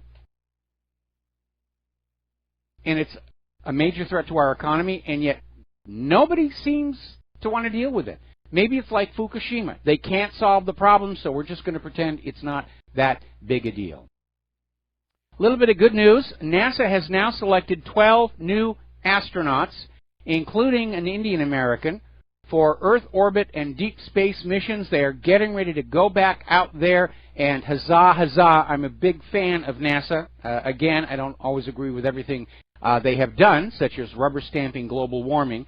And I'm still championing the vindication of Dr. Gilbert Levin and his labeled release experiment on the Viking landers on Mars. Because I am convinced, Dr. Levin is convinced, and a lot of other independent scientists are convinced that we did, in fact, detect indigenous Martian microbial life. And it's very frustrating to see NASA today with the Curiosity looking at all these things and saying, well, that might indicate life, and this maybe could be life. And somebody grow a spine over there at NASA and actually say, yeah, there is indigenous life on Mars. All right, we're going to take a break for station identification. When we come on back, the lovely Lady Claire will be joining us. And aloha, America. Welcome back to our show here. And we've had a momentary tangle with cables. Too many wires here. And joining us is the lovely Lady Claire, as you can see on BAM User. And so, Lady Claire, go ahead and just tell us what you want to talk about. Well, there was an interesting vignette that someone who read Hillary Clinton's book, It Takes a Village, discovered. Somebody actually read that? Actually read it, yeah. And apparently the Clintons used slave labor in the Arkansas governor's home.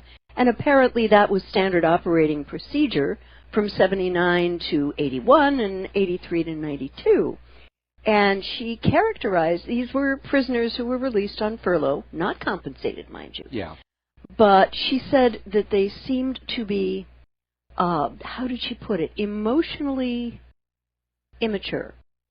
But I have to look at this and say, where is the moral maturity for accepting this slave labor in the 20th century, Mike? And I note that these were black prisoners. Yes. These were black prisoners. Yeah, okay. Absolutely. All right.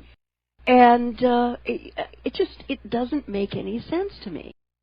Well, it makes perfect sense from the point of view of the Clintons and living over there in Arkansas. Mm-hmm. And our government has a long history of using prisoners as slave labor. Mm-hmm. It used to be internal to the government only. They would use prison labor to make federal office furniture. Yeah. When Janet Reno was Attorney General, she actually had a plaque in her office. Oh, I remember that. That proudly proclaimed all the furniture in this office is made by prison labor. Now, of course, it's all been privatized by the prison industrial complex. Right. But it's still slave labor, however that you call it. Mm-hmm. And I don't know. Is it cruel and unusual punishment, especially if the labor is actually dangerous? I don't know. I don't know either. I just found it very strange. At Blacklisted News, there was a very excellently written article, and it says, a London attacker's links to UK covert operations in Syria and Libya. And apparently the evidence suggests that one of the London attackers, Rashid Redouane, was part of a broad UK-backed covert strategy to oust Syria's Assad following his similar role in Libya in 2011. Yeah, they were out there to get him after Gaddafi. And apparently the analysis is all from mainstream media sources, all in the public domain. And what this evidence suggests is that this attacker was definitely trained. He fought in the 2011 British NATO war against Gaddafi, as did Salman Abedi, the Manchester bomber, and joined a militia which went on to send jihadist fighters to Syria. In Libya, he is believed to have fought with the Liwa al-Umma unit. Now, Michael... This guy's a spook. This is absolutely unbelievable to me. Yes. And the British government didn't expect there to be blowback when all was said and done? I don't think this is blowback. I mean, everyone's saying it's blowback because you can't go on out and make war without them coming back. But when you look at all of these so-called terrorists and you find out they're covert operatives for the government itself, you have to wonder... are they not still covert operatives? I mean, if you talk to people like in the CIA, once you're in for life. You never really leave. Once CIA, always CIA. Like the Good Shepherd. Yeah. Or once ONI, always ONI. You never really leave, and you're just there to be used for whatever your mission is. And occasionally, some of them get used and picked up as patsies. Look at all the evidence that surfaced that Lee Harvey Oswald was actually working for the CIA during the time he was supposedly a defector to Russia. And then, of course, when he came on back, it was allowed back into the U.S., given a passport, as if nothing had happened. This at the height of the Cold War and all the tensions coming out of the Cuban Missile Crisis and all the, and it was, oh yeah, Lee, come on back in. Here's a passport. Here's money to travel. And by the way, we have a job for you down in Dallas. Right. And it boggles the mind. It just really boggles the mind. And one has to imagine that these attacks were allowed to happen, even though MI5, MI6 knew about these guys. But they just fallen off the radar.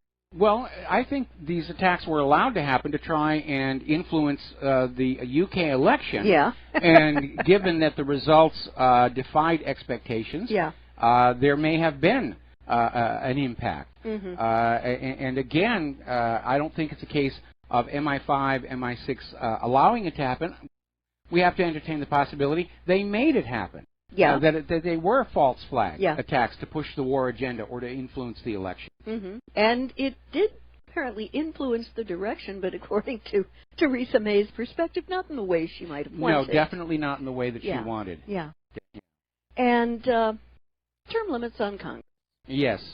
Okay, on Thursday we witnessed a perfect example of this.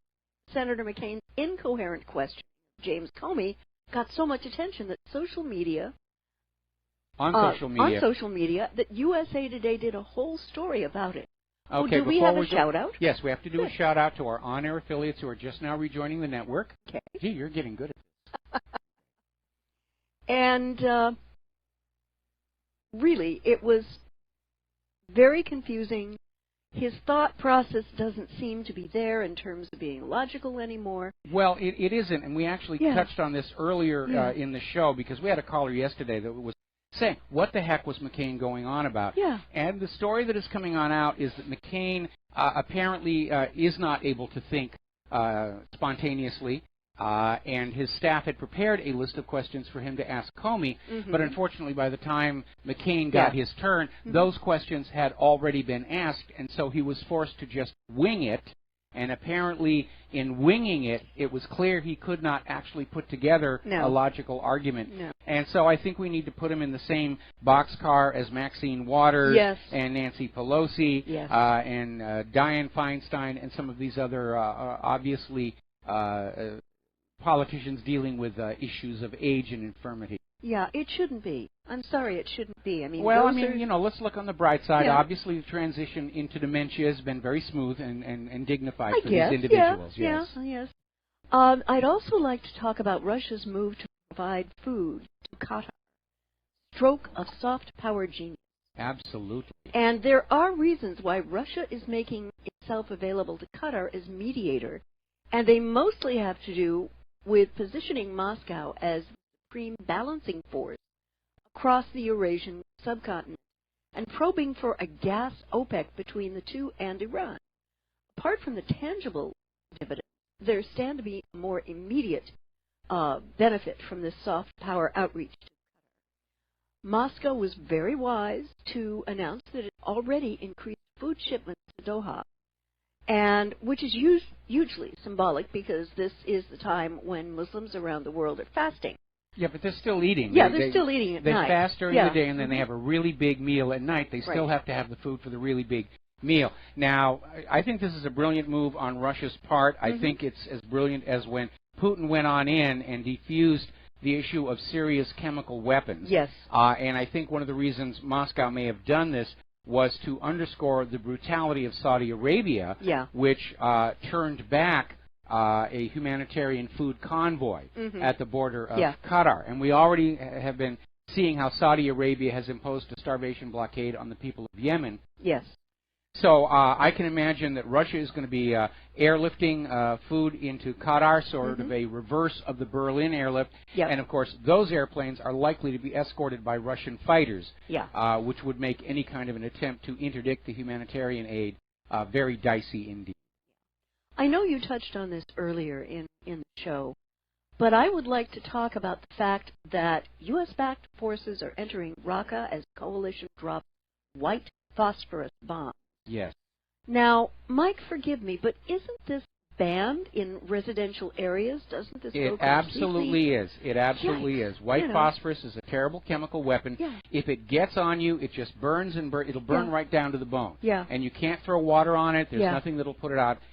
It is nasty. And under international law, the only legal use for white phosphorus is as a smoke generator, because it does produce huge amounts of this very thick white smoke that can be used to shield your retreat from a battle zone or to conceal an approaching force. Although if you see a big cloud of white smoke coming your way, it's a good bet there's something that goes bang behind it. But that's the only recognized legal use of white phosphorus. And it is certainly banned for use on residential areas because it sets fires. Yeah. It's an incendiary weapon, and Israel's been using it on Gaza. There's photographic evidence of it. And again, the U.S. is clearly in violation of international law with all of these wars, with the use of torture. And Ron Paul was saying, yeah, the U.S. has gone off international law. We've lost our moral high ground. Yeah, there is none. And also a related story, you may have touched on this. The U.S. aircraft shot down an Iranian-made drone that fired on coalition forces patrolling with partner forces in southern Syria. And this is the first time that pro-Syrian regime forces, which the U.S. says includes Iranian-backed Shia militias, have fired on U.S.-led coalition. Now, Mike, I have to wonder, I don't know what the odds are in Vegas, but my bet is that we are coming closer to the U.S. and Russia actually fighting each other.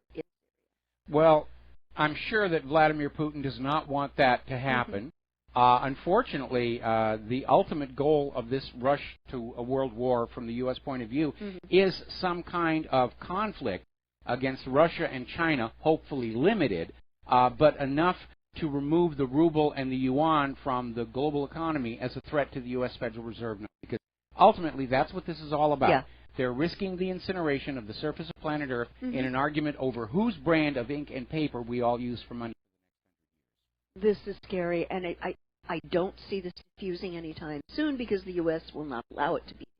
No, the U.S. wants the war. Look at who's doing all the invading and the drone striking. And it's very obvious to any impartial, objective observer who the aggressor is in this current war fever. And it's not Russia, and it's not Iran, and it's not China, and it's not North Korea. Nope.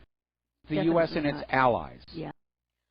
This was an interesting story I read. After laying off thousands, Boeing CEO says offshoring work to China won't directly harm U.S. jobs. Well, because those U.S. jobs are already gone, you know. And you know, they're trying to cut down costs, which we understand. But this was said in public by their CEO, Dennis Muilenburg. Dennis, have you gone absolutely foaming, frothing at the mouth mad, sir? You know, talk to any of the people who've just been laid off, whose kids are maybe about to get into college and they're going to try to help. They don't have a job. And I can't imagine the hubris and stupidity of doing this. Now, what's happening is Boeing now has a Chinese partner, which is required in China to do business in China. There will be technology transfers, which is also required. The Chinese partner is state-owned Comac, which is leading China's efforts to become an aerospace giant, ultimately to compete with Boeing with parts for its aircraft. Its own jetliner, the C919, which is the size of a Boeing 737, completed its maiden flight about a month ago. Now, what's really interesting is that Michael Crichton actually wrote one of his books on this very topic, and it was called Airframe. Yes, I remember. It was a very good book, and you will never see it made into a movie because it was talking about economic globalism and the long-term cost to America's workers and even our technology base of these offshoring deals. Because the issue with the technology transfer is these are technologies developed by American companies, like the wing system, which is very critical. A lot of work has gone into developing high-efficiency wings and control surfaces. And all of a sudden, we're giving it to these companies in China who are then able to copy that off for their own aircraft to directly compete with us. And basically, that's the real value of the Boeing company, is that technology they've developed to manufacture these, and all of a sudden, it's being given to China. And we're seeing this disastrous continuation of this idea that the United States doesn't need to manufacture its own products anymore. We'll get those Chinese to do it. And again, what do we do with all these workers? There is such short-sightedness in our corporate culture. I hear you. I think too many of our CEOs, including this one from Boeing, are still worshiping at the altar of Adam Smith, who came on out there and said that if you are being personally greedy, that you are improving the system as a whole, which sounds alarmingly like that tenet of Scientology. Yes, even though you're harassing people and abusing them, in the long run you're making Earth a better place. But Nobel Prize-winning mathematician John Nash, in his doctoral dissertation, proved that Adam Smith was absolutely wrong, and that an economic system of people looking out just for their own greed eventually would become self-destructive. And that's where we are right now. The wealth of any kind of a product isn't in the ownership of the intellectual property. It's in the jobs that it creates. And the more jobs you create and the more you allow people to trade their labor for wages and salaries, the better the economy is going to become. I wish people would go back and read the wisdom of Henry Ford, who basically said the best way to become prosperous is to make the community around you prosper. And he made a big point of paying the workers in his car factories very well, to the point where they could even buy the cars they were building, which in turn became his strongest advertisement that these were cars for the working class, that cars were no longer these very expensive status symbols for the ultra-rich, that anybody could have a car. And that, of course, was why Ford was such an amazing success. And if he hadn't done that, if he hadn't allowed his workers to earn decent wages and buy the cars, Ford would have just been another one of these car companies like the Huftmobile, who came and went. I hear you. The next thing is a little strange, but this is from the Department of You Can't Make This Stuff Up. The Ukrainian army shelled its own water resources, water delivery disrupted from many Kiev local towns. Loyal towns. Kiev loyal towns. Yeah. Well, that's an oopsie right there. Yeah. And, the vast majority of citizens, said their spokesperson, who were affected by the water supply cuts, reside on temporary territory controlled by the Ukrainian government, said Denis Pushilin, the head of the DPR delegation to the reconciliation talks in Minsk. Although our citizens face no major disruptions due to timely efforts by our utility services, residents of about 40 settlements on the opposite side of the contact line will be a lot less lucky. Oh, that's a whoopsie. You know, and it was a pumping station in southern Donbass, water supply located near the so-called gray zone, announced that it was forced to halt operations after at least 8 shells launched by the Kiev government's troops landed on its premises. I mean, how in the who gave that order?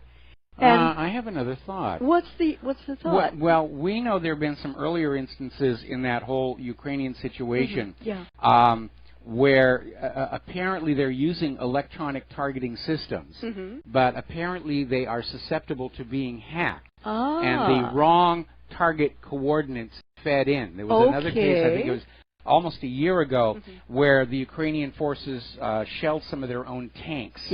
And that may be another repeat of that. On to a more serious subject. ISIS is ramping up attacks on civilians in Iraq, and 477 have been killed within a very short period of time. Well, we touched on this a little earlier. The fact is that Islamic State in Iraq is collapsing and fragmenting, and what is left of it are basically forming into these roaming bands of vigilantes who are taking out their rage and frustration on the civilians. Again, it's another case of unintended or unforeseen consequences of U.S. foreign policy, because we know now that ISIS was encouraged to form by the U.S. government. That certainly within Syria, ISIS was being supplied and supported by the U.S. government. And we don't know to what extent ISIS in Iraq was being supported and supplied. But the U.S. is trying to play this double game. They're going into Syria, they're going into Iraq, claiming to be opposing ISIS, and yet in both countries, the armed forces there are saying the U.S. is protecting ISIS. They're getting in the way, and they won't leave. We've got to take a break for commercials, and we'll be right back. Yeah, I'd like to follow up with this because this has... And aloha, America. Welcome back to the show, and we're still talking with the lovely Lady Claire about the violence against civilians in Iraq. Yeah. And there is something else that we have to address here. Kurdish nationals have said that they are going to set up a referendum to ask the Kurdish people if they want an independent Kurdistan. Yes. Which means taking bites out of Iraq, taking bites out of Syria. Apparently al-Assad and the current president of Iraq have not gotten the memo. Well, see, here again, this is going to be fun to watch. Yeah. Because, if the Kurds have an independence referendum, the U.S. is going to come on in and say, well, yes, the will of the people, the United Nations Universal Declaration of Human Rights, they have a right to vote and break off there. And, of course, everybody's going to say, well, what about Crimea? Yeah. And Crimea? Yeah. No, the two are completely separate. Russia stole Crimea. No. So it's going to be another case where the U.S. government is going to stand up there, exposed as completely hypocritical, and it's one thing that if the Kurds want to break off and be separate, and quite another when this is really being imposed from outside, which is what's going on. The grand plan for the Middle East is to break up all the big, strong nations into multiple little tiny weak nations that are going to be easy to push around, easy to bully by the United States and Israel, and most important to the fact, easy to exploit and plunder and loot. Yeah. And we may see some kind of regime change in Baghdad, but coming from within the Iraqi people. And they're not happy about their U.S. puppet rulers any more than the people in Libya or Yemen or Afghanistan. Yeah, but does anyone out there remember the fiery cleric Muqtada al-Sadr, the guy who ultimately told the U.S. that they had to get out of town in Iraq at precisely the date and time stated by the SOFA agreement, or else he was going to send his Mahdi army after every American serviceman in Iraq? Yeah, that guy, he did something rather remarkable. He's looking and sounding as though he wants to make a run for the presidency in the next election for president in Iraq. Oh, better start shipping those Diebold machines to Iraq right now. We can't let this guy get elected. Here's what he said regarding Macron's election for the French election this last May. And he is reaching out his hand, saying that he was looking forward to an interfaith and intercivilization dialogue with France under newly elected President Emmanuel Macron. The leader of the Satirist movement described Macron's position as a victory for moderate politicians in Europe. In a statement, he later said, despite the recent ascent of evil powers in Europe, we find the extremist ideology recessed with the victory of Macron in France. He also expressed hopes that the latest developments would lead to expelling all extremist figures from Europe. Now, Mike, does that sound like he's thinking about it? I mean, come on. No, actually, it's a very smart thing to do because, remember, Macron won. Was seen as a victory for the globalists, for the open border people.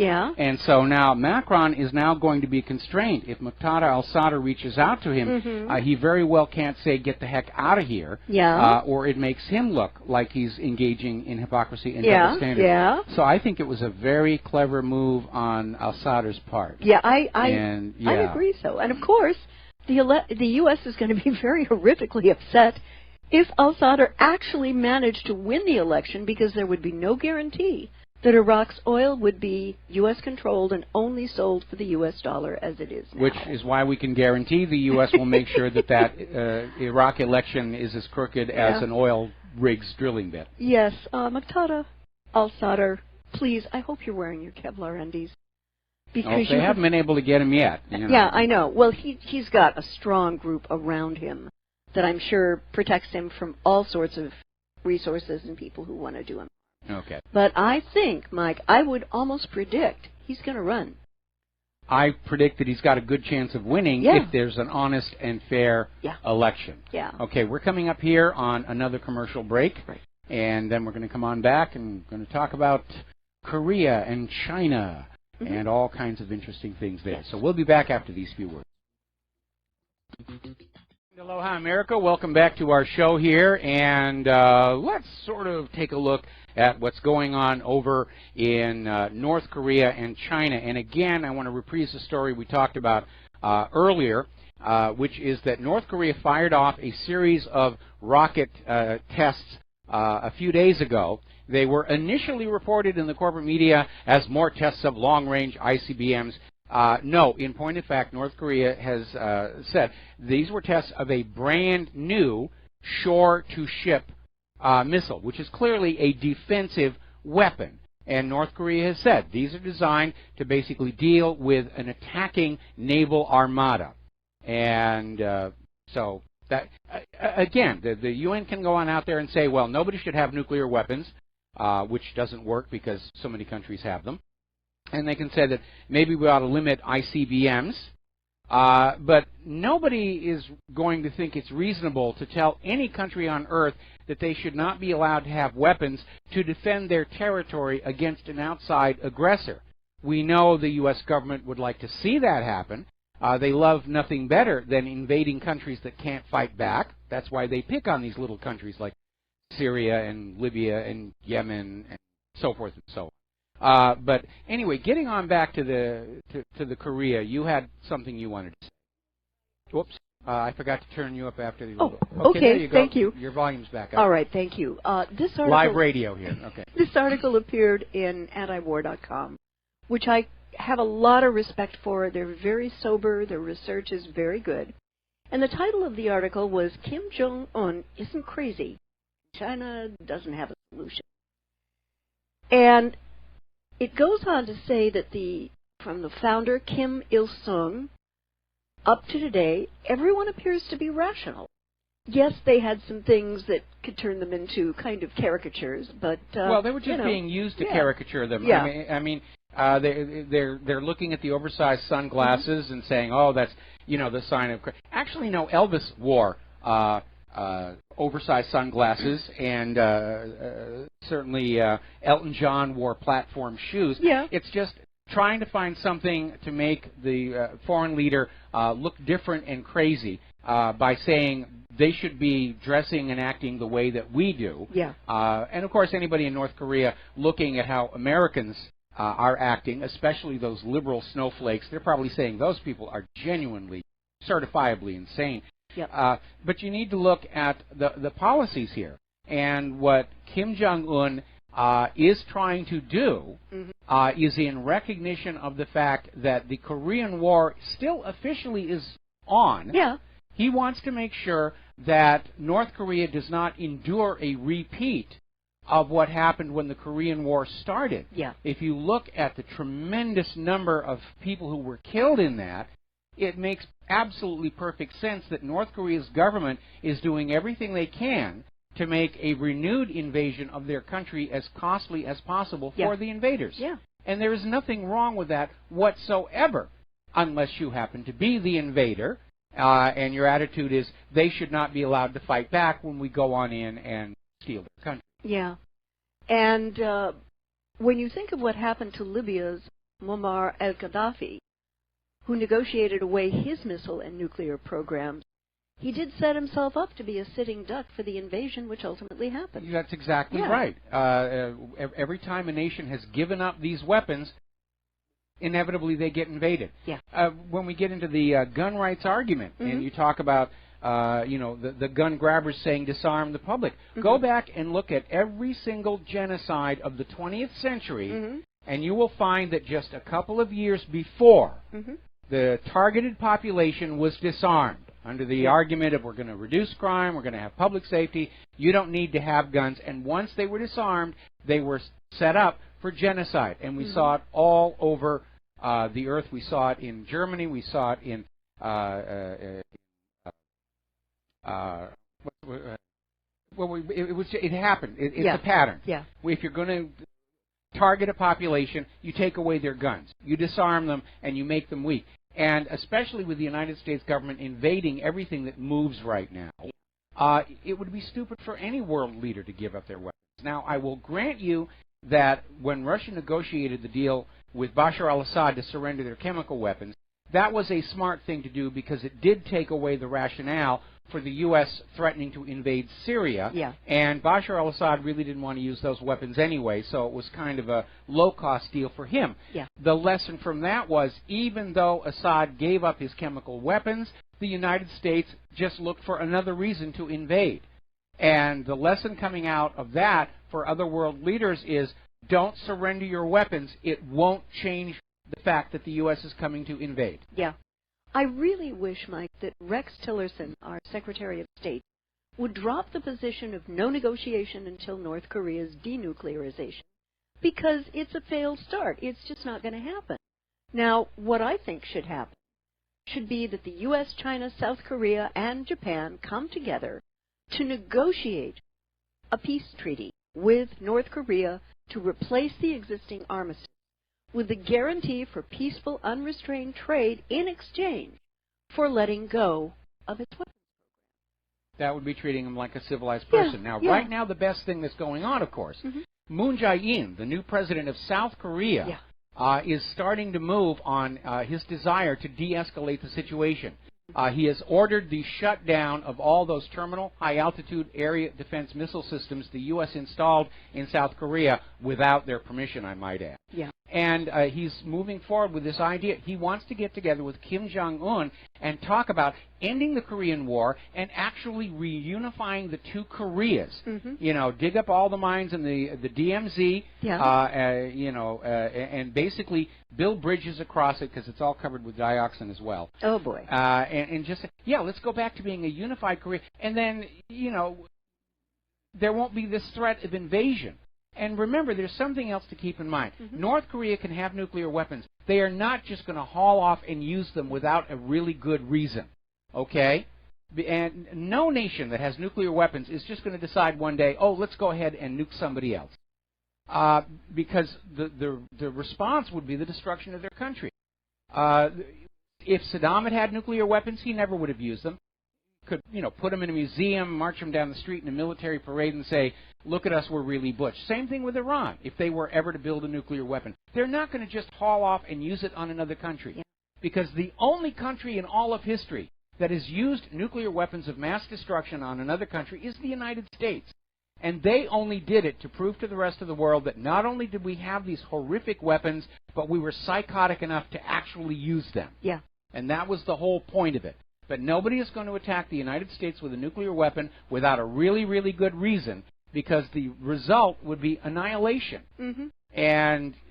But this whole idea, we can't let this country have nuclear weapons. Well, if you all want to give up nuclear weapons, I'm actually on board with that.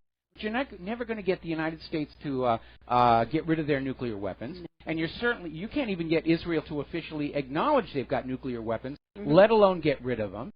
And remember, we had that story out of the Israel Times where they admitted that during the 1967 war, they seriously considered nuking the Sinai.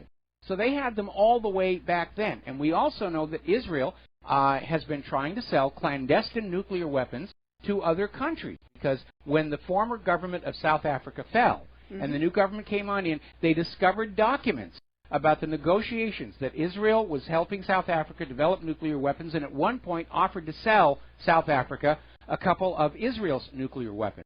And the question is out there, and nobody's answering it, who else has Israel sold a nuclear weapon to? Yeah. I would love to see all these weapons be destroyed, hammered into plowshares. but it's simply not realistic because until you can develop a system where you can detect a nuclear weapon at long range and know that it is really there, it's simply unenforceable. We don't know where the world's nuclear weapons are. And one of the reasons that we don't goes all the way back to that Valerie Plame outing. Oh, yeah. Where Valerie Plame's husband had revealed that the documents that claimed Iraq was buying yellow cake, processed uranium, were forgeries. And we knew they were forgeries because Iraq has plenty of uranium inside its own borders. It doesn't need to buy from anybody outside. But when they outed Valerie Plame as CIA, they also exposed that the company she was working for, Brewster Jennings Associates, I think was the name, was a CIA front.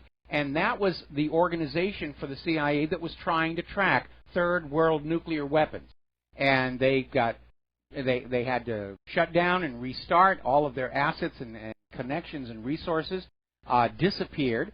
And so for a significant amount of time after that whole incident, U.S. intelligence had no means of tracking where nuclear weapons were going in the rest of the world. So the cat is out of the nuclear bag, so to speak. Yeah. So at this point, I would hold that all nations have a right to deterrence in the face of aggression by other countries. And in the current paradigm, the aggression is coming from the United States and its allies. And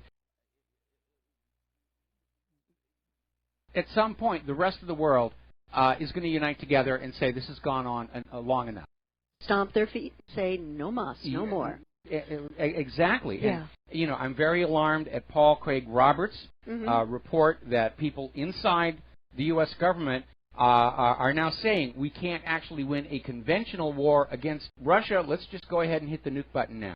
And that is just giving me nightmares. That's terrifying. Yes. And the other article that I have that sort of dovetails into this, it's called the U.S. Jihadi Express, Indonesia, Afghanistan, Syria, and the Philippines. And the gentleman who's being interviewed is Professor Imam Soleh, who is a specialist on history.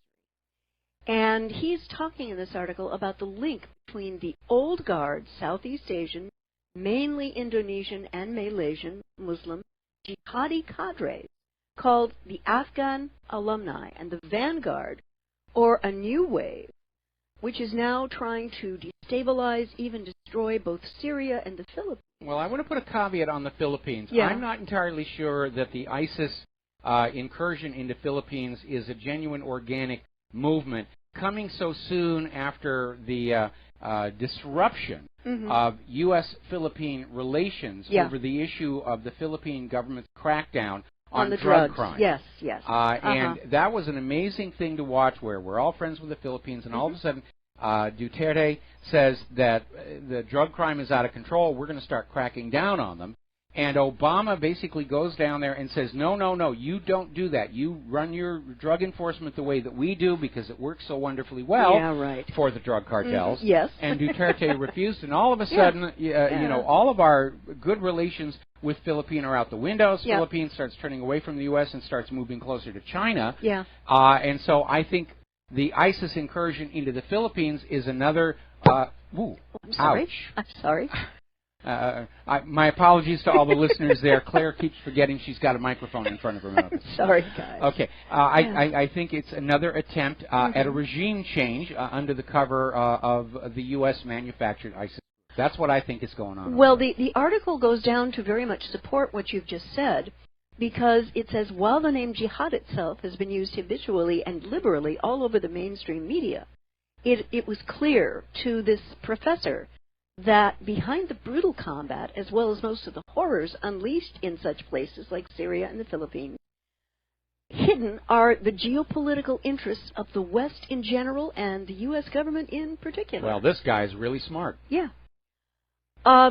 You have to take a look, when you're taking a look at violence anywhere in the world, you've got to pull back to look at the big picture of how the use of radical religious jihadis has been central to the U.S. government's attempts at destabilization around the world, to regime change governments to its liking, make certain that the resources of those countries are only sold in U.S. dollars. And again, that's the bottom this line. has been confirmed by many of the documents that leaked out of the Obama, Hillary Clinton State Department, where they're actually saying, we encourage the rise of these groups, we're going to support and supply these groups, and they're operating as U.S. proxies. And I agree, that's what was going on in Syria, what is going on in Syria, and now the Philippines as well. Yeah, yeah. I'd like to move over to Qatar, and I think this is slightly hysterical. Apparently, T-Rex Tillerson has been telling the Arab states to lift the Qatar blockade. It's hindering the campaign against ISIS.